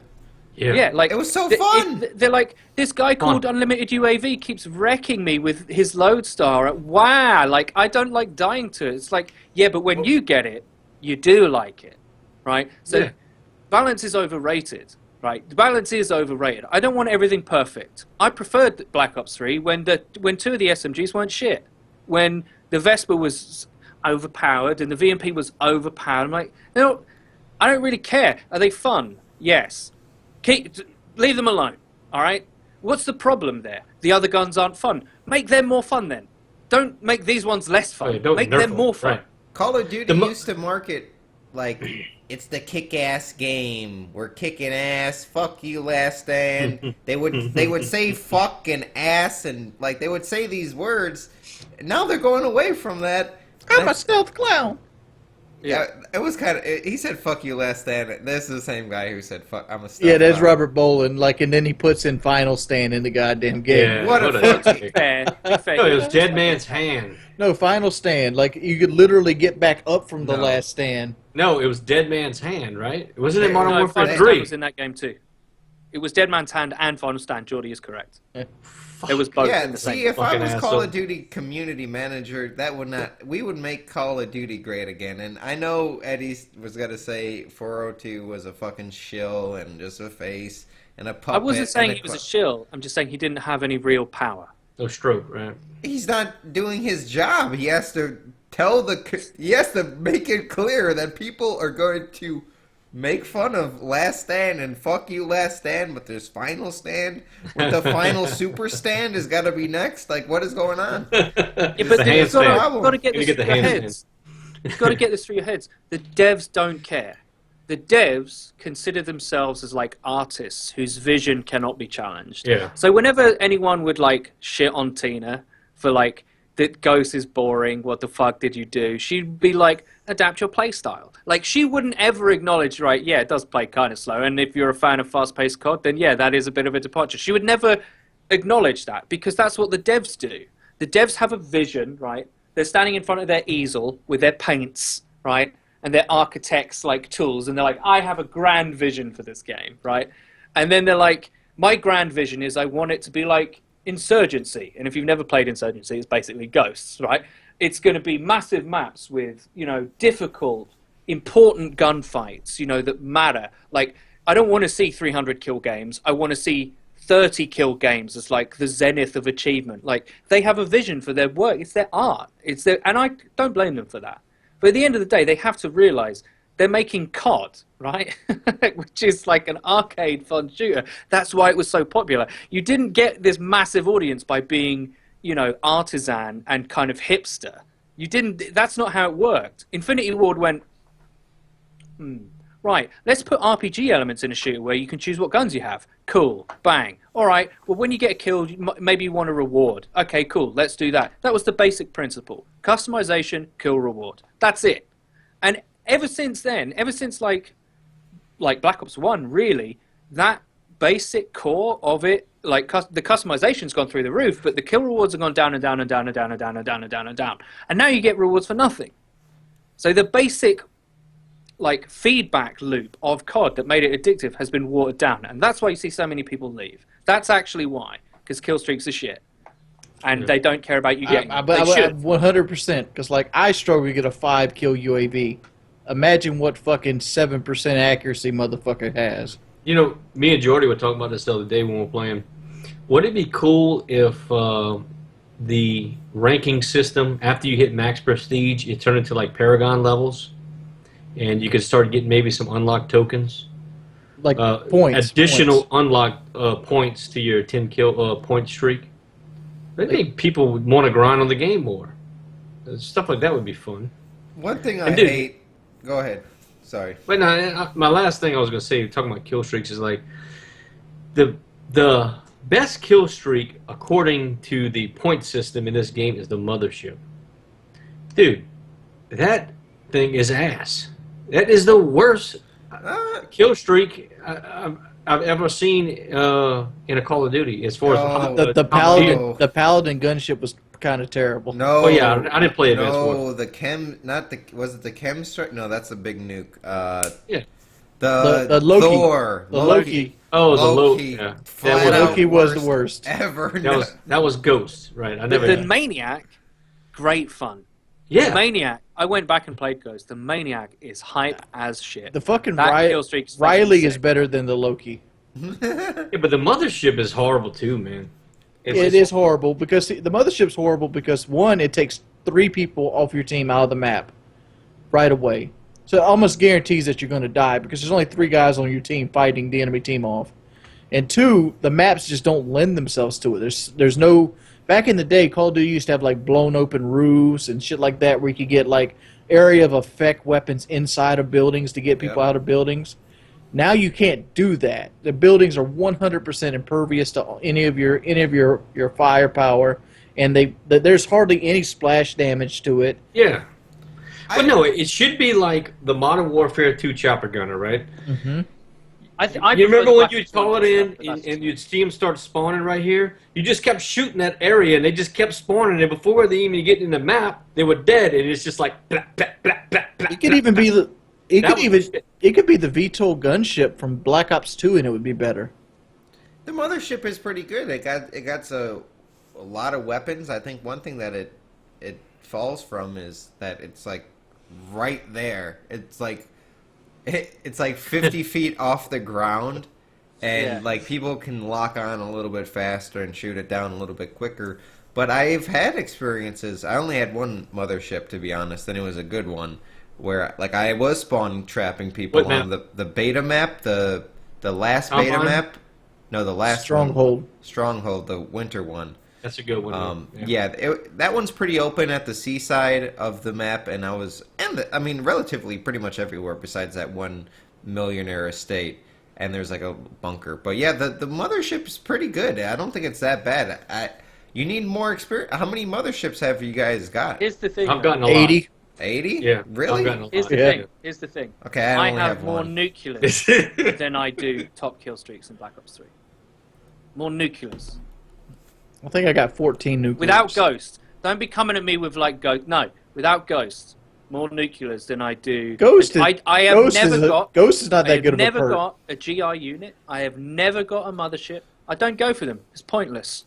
It's pointless. The GI unit is fucking pointless because the Cerberus does everything it does with half the points. I got a video coming up tomorrow. GI unit. The GI unit is 100 points less than the mothership and averages 5 kills less. The GI unit should kill people like a Modern Warfare 2 Pavlo. You see it, you should be dead. It should be that good. The GI unit kills with my GI. The GI unit should last until he dies. No time limit. I agree. At its current state, or it needs to be buffed. But when you do see it, I get confused at first. Yeah. It punches me the fuck out 4 times before I recognize that. I think it's the fucking robot specialist. I always get confused. Mm-hmm. I think it's a special camo or skin for the fucking scythe guy or whatever. What's his name? What's that robot's name? The scythe, Scythe, Sith Reaper. Scythe. Reaper, that's it. I always think it's a Reaper drone, and it's not, and it just kills me. I never get GI units put against me, so I've never had that experience. I mean, have you tried a GI unit? Like, what if you patrol a GI unit in the map Stronghold inside? I think you can set it to patrol like a certain area. You set it inside, then you're gonna have your mothership if you have your GI unit, and then you have to comment like before you would combine the Modern War or the Black Ops 1 dogs and Chopper Gunner. Chopper Gunner, right. And I don't think you get that wombo combo a lot in Black Ops 3. Can you elaborate? Black Ops 1 is the best Black Ops. What is up with these 15-second kill streaks, though? Like, I remember in Advanced Warfare they had, like, the Warhawk or the Warship, whatever the fuck it's called. It was like 15 goddamn seconds. You had to put, like, extra perks on it to get 30 seconds out of this kill streak. Yeah. And then, like, there's another one called the Talon, which is in this game. The Talon's pretty much a Dragonfire from Black Ops 2, but the Dragonfire from Black Ops 2 lasted 60 seconds. And the Talon lasts something like 15 seconds, it feels like. No, that Talon lasts a good amount of time, huh? Yeah, I would say it lasts about 60. It doesn't last no 60 if you have seconds. it follow you, it lasts quite a long time. But yeah, but if you control it, it's like 25 seconds at maybe most. so. Yeah, maybe so. It's really quick. Dude, Wraith and the Raps, that's a your nice bread one, right there. Yeah. Yeah, but that's not a satisfying one. That's like you let them be, right? You just call them in and they kind of pick up kills. None of them are as cool. Though. None of them are as cool as being behind a chain gun and another guy going, "You ready?" and sliding the door open, and you're like, "Time to go." Like nothing is as cool as that. No, nothing. It is. That's the coolest shit ever. Yeah. Like, and then when you get shot down, the other guy goes, "We're going down," and it spins around and shit. I'm like, and you're still trying to get that last kill when you. Yeah, you're like, "Can I hit this guy?" Yeah. Like, that's great. That's what the game should be. It should be about going for those things, and like it isn't anymore. It feels like that. It looks like Super Smash Brothers for a start. It looks like super bright colors everywhere. It looks like a cartoon or an anime. You know, set in like I don't know. It doesn't feel right anymore. And I'm not saying it's a bad game. Like I've played it and enjoyed it, but that's probably because I've built up latent skill at it. I'm fairly decent at it actually. When I'm not streaming and I get to just play, I'm fairly good. So that's probably why I enjoy it. If I was just like average, I'd be like, fuck this game. 1v1, let's go. Live stream it. Fatty guns. That's another thing I want to talk about. Everybody and their mother has a fucking YouTube channel nowadays.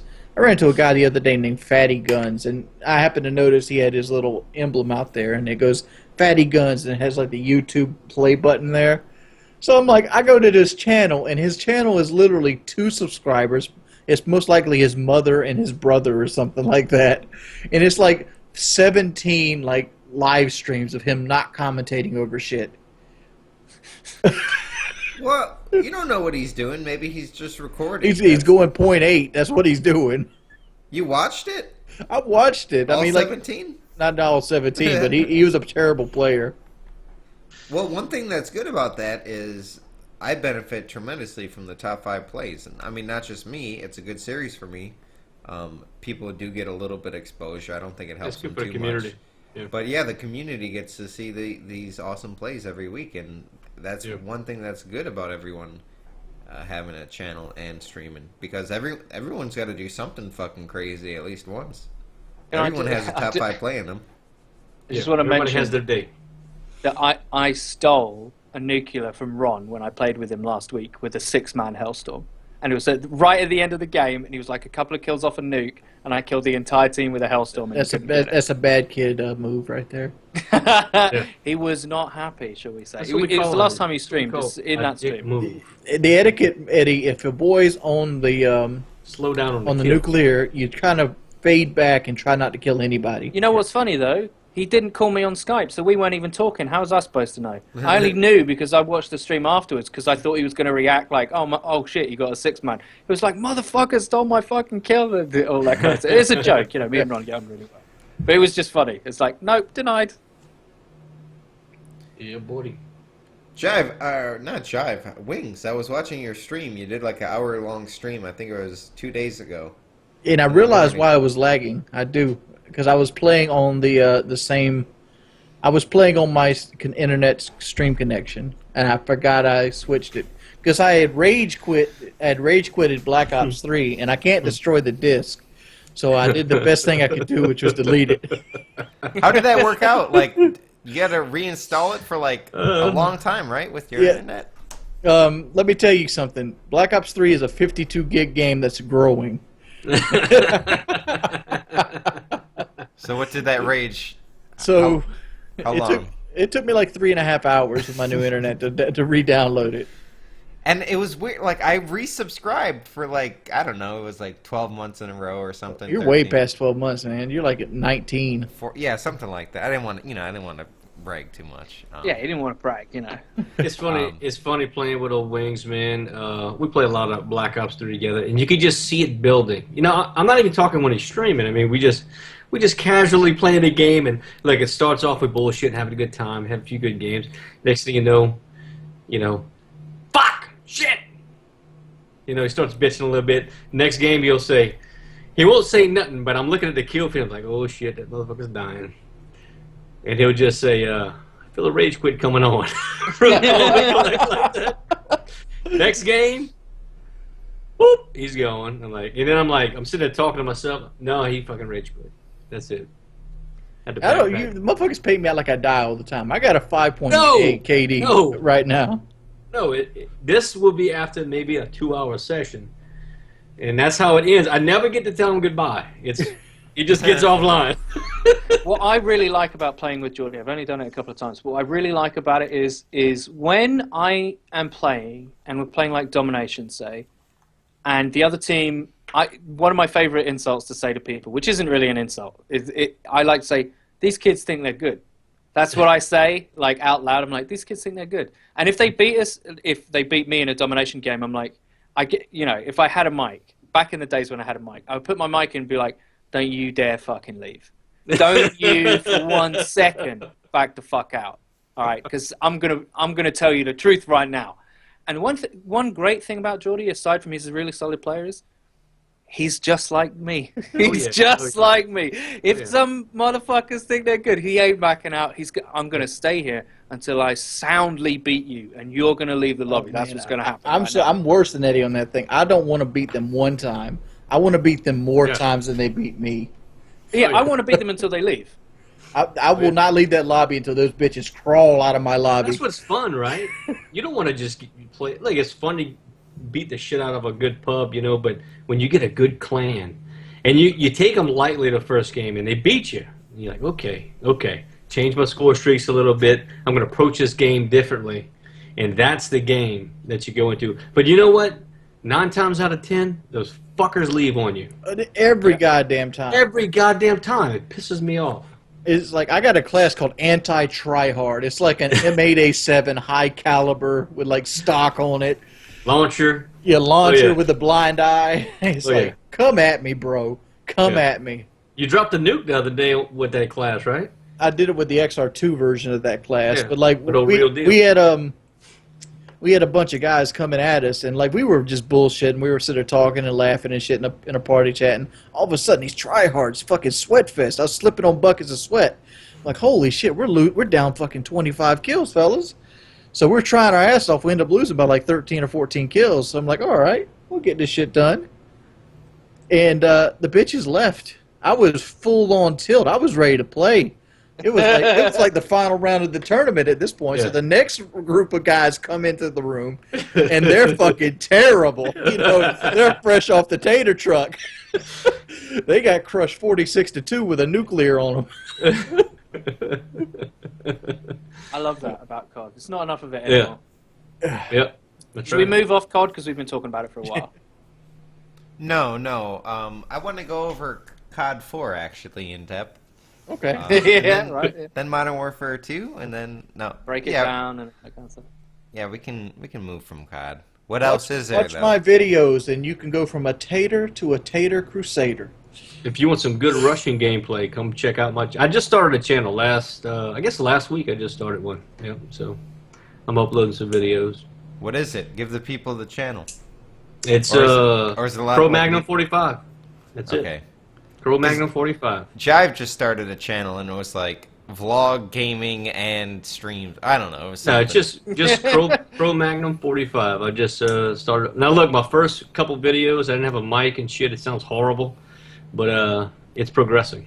So. Oh my god! I just But made I'm having fun with it. I made the mistake So. of recording with my webcam mic, and people fucking loved it. They thought I did it on purpose because Oh, new mic? Sounds good. No, I did like a Modern Warfare 2 gameplay, and they're like, "Oh, the nostalgia, shitty mic." I'm like, "Yeah, that's what I was going for." I'm a genius.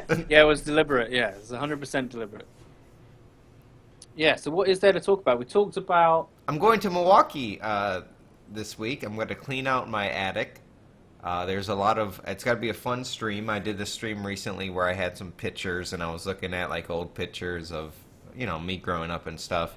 And I think people really enjoyed it. I'm going to do another like show and tell of all the toys or whatever the fuck I have in my attic. There's some weird things that are still up there. And then I'm going to be like, fuck this, and then like throw it out the window because we're going to throw most of it away. I'm going to keep the nice things, but it's got to be fun. Like, oh, I used to love this toy, this memory, and then I just want to throw it out the window. Yeah, I'm going to do that. We're going to do a live stream, actually, because people seem to like... I don't know if they like it, but I just enjoy the fact that some people watch it, and it's usually a better turnout than most of my streams. So I'll just do like a chore that I need to do. Like I cleaned the basement, did a live stream. People fucking loved it. Cleaned the garage. People loved it. So I'm going to do that with the attic this week, probably on Tuesday. The violations on the 7th Street house finally are all taken care of. They're all fixed. Everybody's happy. Thank fucking God, because it was like a year. But all those are taken care of, and the house is looking nice. Buddy's been sending me some pictures, and he's been updating the house, and it's been looking good. Is anybody living in the house or no? Yeah, we got my boy Buddy 7th Street living downstairs, taking care of the property. Then we got some long lifetime, not lifetime. It's been like 10 years they've been living upstairs. So we got Paying them. rent? Yep. No, Renters? we just leave them out. Yeah, they pay rent. Yeah. Okay. I didn't know well, if they just. We redid their windows. They were very happy with that. We redid the porch. Think we're gonna see what happens, but I want to do something with the attic because it's pretty big. We just redid the roof. We might insulate it, put some drywall up there or something like that. Make a little room, extra room, or maybe turn it into another apartment. If I might explore that, it's pretty big. I might explore that possibility. Make it like a 1-bedroom, a little studio type of thing. Depending on what happens, I have to go to the bank. If you guys don't know, there's been a situation going on with my mom's fiance at the time, Dave. He was like the trustee over this account. I haven't talked to him for, I call him. He doesn't return my calls. Maybe he changed his number. I don't fucking know. But I'm finally going to go up there, go to the bank, see what's up, and finally get that taken care of. So next week on the podcast, we'll have a update on the whole 7th Street. We're going to do a vlog, too. So we're going to do a vlog there, a stream there. And I'll talk about it on the podcast. I know some of my fans. We're going to plot the assassination of Dave there. Yes. We're gonna take Dave out. Dave's he's been a good guy to me. Besides, It sounds like he has, like he's fucking you over and fucking the house up. Yeah. besides, I think they're we'll see what happens. If there's money in the bank account, then there's no hard feelings. What if there's no money in that bitch? What if there's like an IOU? Like, Yeah. 275,000. You might want to hang on to that one. It's not that much. Then we have to go to a lawyer, and there's got to be a paper trail. There'll be something there, but it'll just be so complicated and just another stress because I've been stressing out about the violations.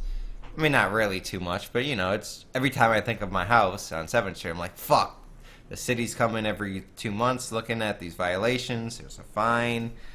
So I just don't want this other thing. I'm just trying to get it all taken care of right now. And I guess the neighborhood's looking up it's always going up and up, and it's good. We gotta do at least one political talk here. Yes. Oh shit. All right. Here's the topic. A Alabama judge, well, not judge, but senator, I think, is proposing a bill of chemical castration for anybody who's a sex offender for underage children. What do you feel about it? Go. Yes. What underage? It depends, pedophilia underage, because there's a lot of Minecraft pedos that aren't really pedophiles. Now, I'm not siding with them. I'm not condoning with them. By definition, pedophiles, when you're going after, I think, just prepubescent, 10-year-olds and 9-year-olds. At that point, something's fucked up with you. No sympathy. Fuck them. I think... Off with their balls. I think the punishment is too lenient. I think it ought to be a manual castration that the victims could witness. I don't know about... Well, across the pond? Well, damn. Damn. Am I going to have to be the disgusting liberal here? I'm just saying, I'm not even very you're good right, at this. You're right there close to Sweden, which the legal age is 15. Yeah, but, have you seen Swedish girls? Come on. They're awesome. Yeah, they're awesome. They all look like fucking Arwen from Lord of the Rings. It's hard to have any sympathy, isn't it? It's difficult. I can give you some sympathy, because I figured all your answers would kind of line up. Mine is I'm talking about... No, I'm talking about what the bill says. So everything you could think of is the same thing. If you got a 16-year-old boy having sex with a 16-year-old girl and her father doesn't like it, he's chemically castrated. No. That's the same bill. No. I thought we were talking about that's the bill. An old creep that's molesting a child. What they want you to think about. That's exactly what they want you to think about. Well, that's a different situation. I think then it should be the judge's discretion on sentencing. I don't think the bill should exist anyway, because no, it needs to be the judge's decision. It would have to be overwhelming evidence for something like that should be even implemented. It's kind of like the death penalty. Room for error. If you take this guy's ability to reproduce and he's innocent in any stretch of the imagination, you've taken a major life step out of his reproduction cycle, and you've really fucked this guy's life possibly. And and it's too broad of a brushstroke. Like I said, if you get your dick sucked and you're 18 and your girlfriend happens to be 16, do you deserve not to have children? Yeah, No. Yeah, I think that. I think the worst case scenario that we're talking about, child rapists. Yes. Then I don't think any of us are really I think that is actually what they do medically now. Anyway, is that's an option for their treatment. All right. Yeah, but I don't even think that fits that doesn't fit the punishment, right? Yeah, but the idea of the justice system isn't about what punishment is severe or not severe enough. It's about justice. You could say that justice is never achievable in that case. It's not like we don't just come up with laws and punishments because we think that we want retribution or revenge. That shouldn't be the design of legislature. That shouldn't be the end goal. But in that very specific instance, I'm with you, dude. I'm not. Look, I'm not sitting here. You're not oh no. Yeah, I'm not pro-child rapist. That's not what I'm saying. I'm just saying that the state has to be very careful about how it administers punishment. And we do it a bit too easy. I think we get too emotive with these things, and we're yeah, fuck them. And it's well, that could be applied to not just that, but X, Y, and Z context. That's what Geordie's saying. Yeah, the whole point of bringing it up, Geordie, is that if you have two consenting teenagers, the bill would say, let's castrate the male 16-year-old because. But the bill doesn't say that. Right. The bill is pedophilia.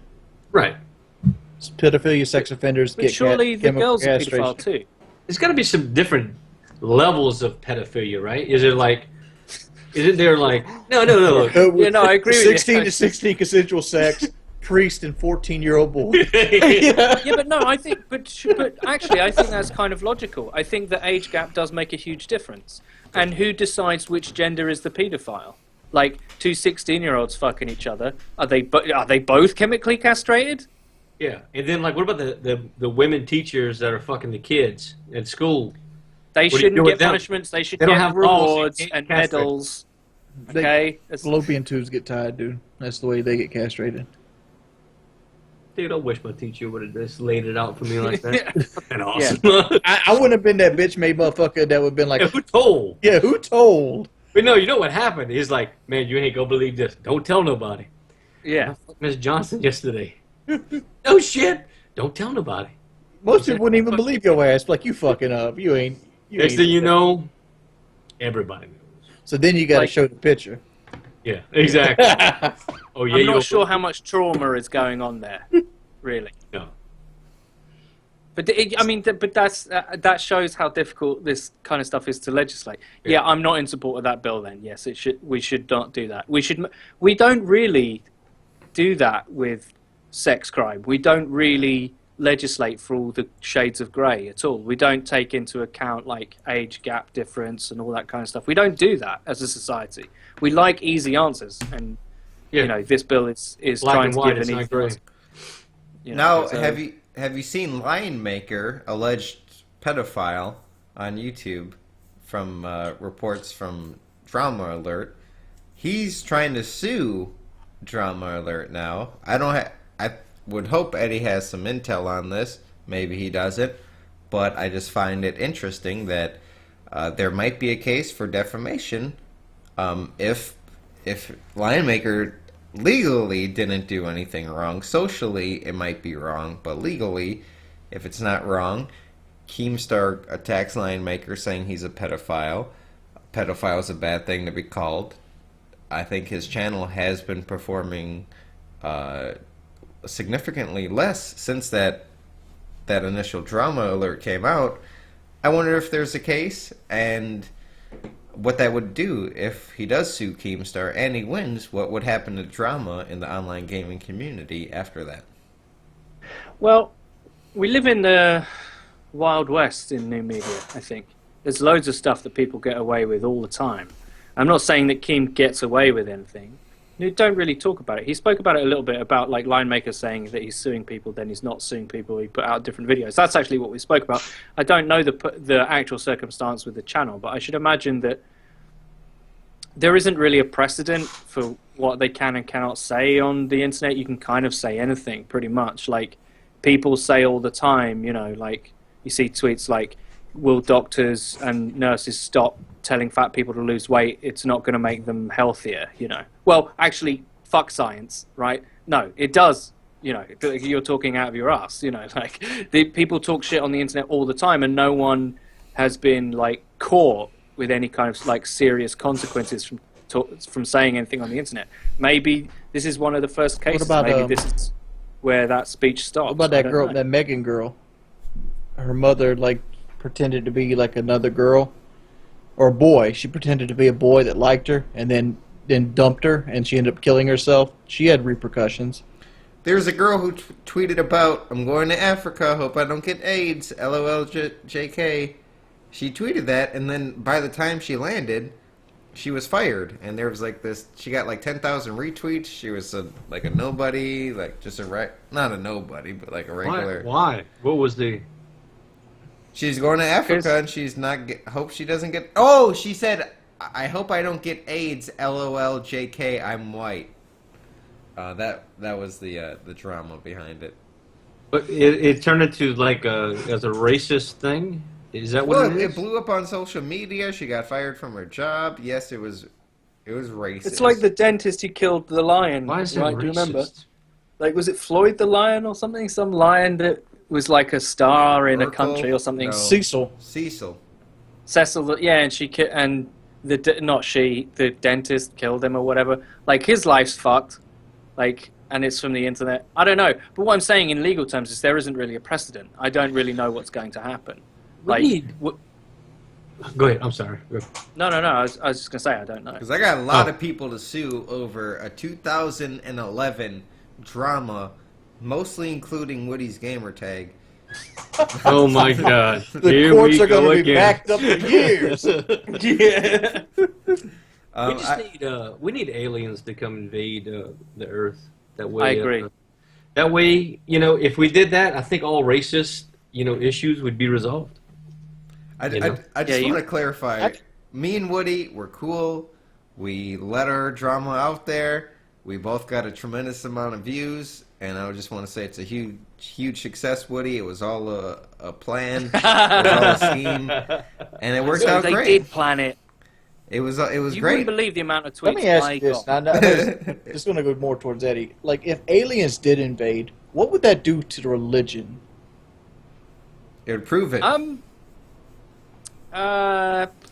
Like, People would still... would the Dude. idea of, like, another race of people that can have intergalactic travel, that kind of puts the hamper on you being the chosen people, wouldn't it? Well, Who says we're Yes. the chosen people? yes, but... The Bible? But here's the big but about this. I like big buts and I cannot lie. Here's the big but, is that we already know the size of the universe, roughly.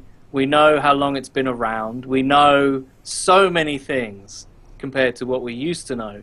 And people still choose the irrational because it's comforting, because it performs a task. But the stuff like the age of the universe and the size, and like people believe it's the Earth 6,000 years old, all that's speculatory. Like, you can kind of not have it thrown in your face, whereas like alien spaceship with ray gun comes out of the sky, we're here to enslave you. That's something Well, tangible. they just say it was the rapture.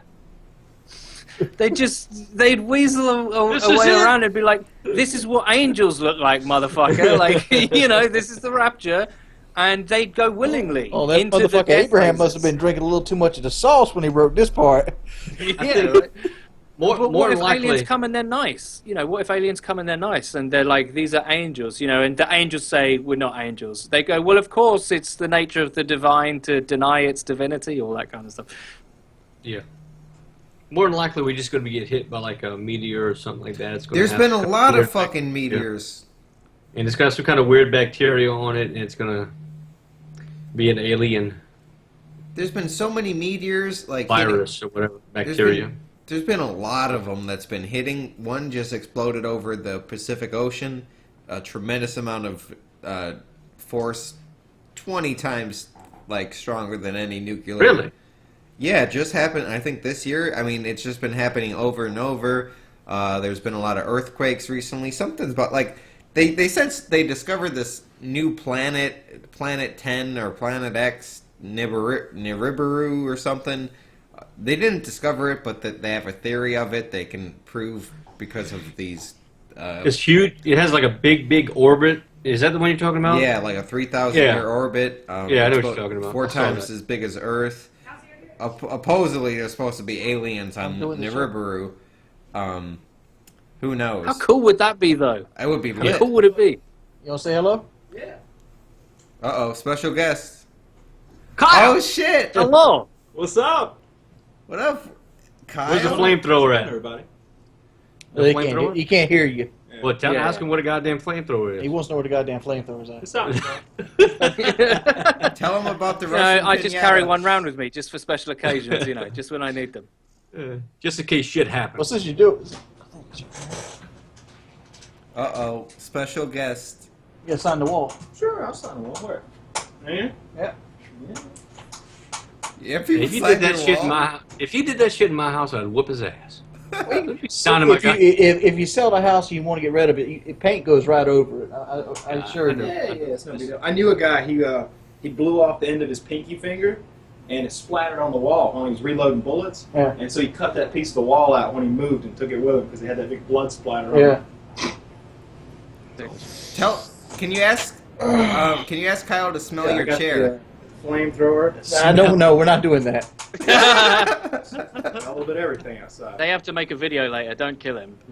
Yeah, we got to wrap it up because like we're losing daylight here. It's like 5 p.m. Are y'all doing the podcast show now? Yeah, that's the actual show. Well, hello to the podcast show. Hello, everybody. Yeah. All I right. thought I was walking into some kind of group conversation here. You want me to just back out and let you wrap it up? We're wrapping it up. Yeah, All right. I'm going to go outside. we're over 2 then. hours in. Yeah. Nice seeing you, Alex. Nice seeing you, too. I don't think we've ever met before properly, but I've watched you and I like you. So that's an E handshake. Yeah. Good deal. Okay. My cat's gonna die. Right, should we wrap it up there? Special guest FPS Kyle. He The signed drop your in. wall. The drop-in.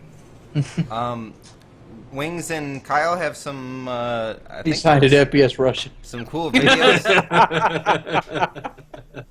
Some cool videos to make. That was a long podcast. I think 2 hours about. Yeah, something like that. All right, guys. Thank you for watching episode 53. Jive is not kicked off. It was a joke for everybody asking in the Twitch chat. We addressed it earlier. He's off and away. He should be back next week. And we have a Patreon show that me and Jive did. Talked about the UFC, some other things. Talk some shit about Wings of Redemption behind his back, exclusively for the Patreon. All right, Wings, do Russian pinata with. I'm telling you, Wings, it's a great idea. All right, No doubt. see you guys. See you Later. later.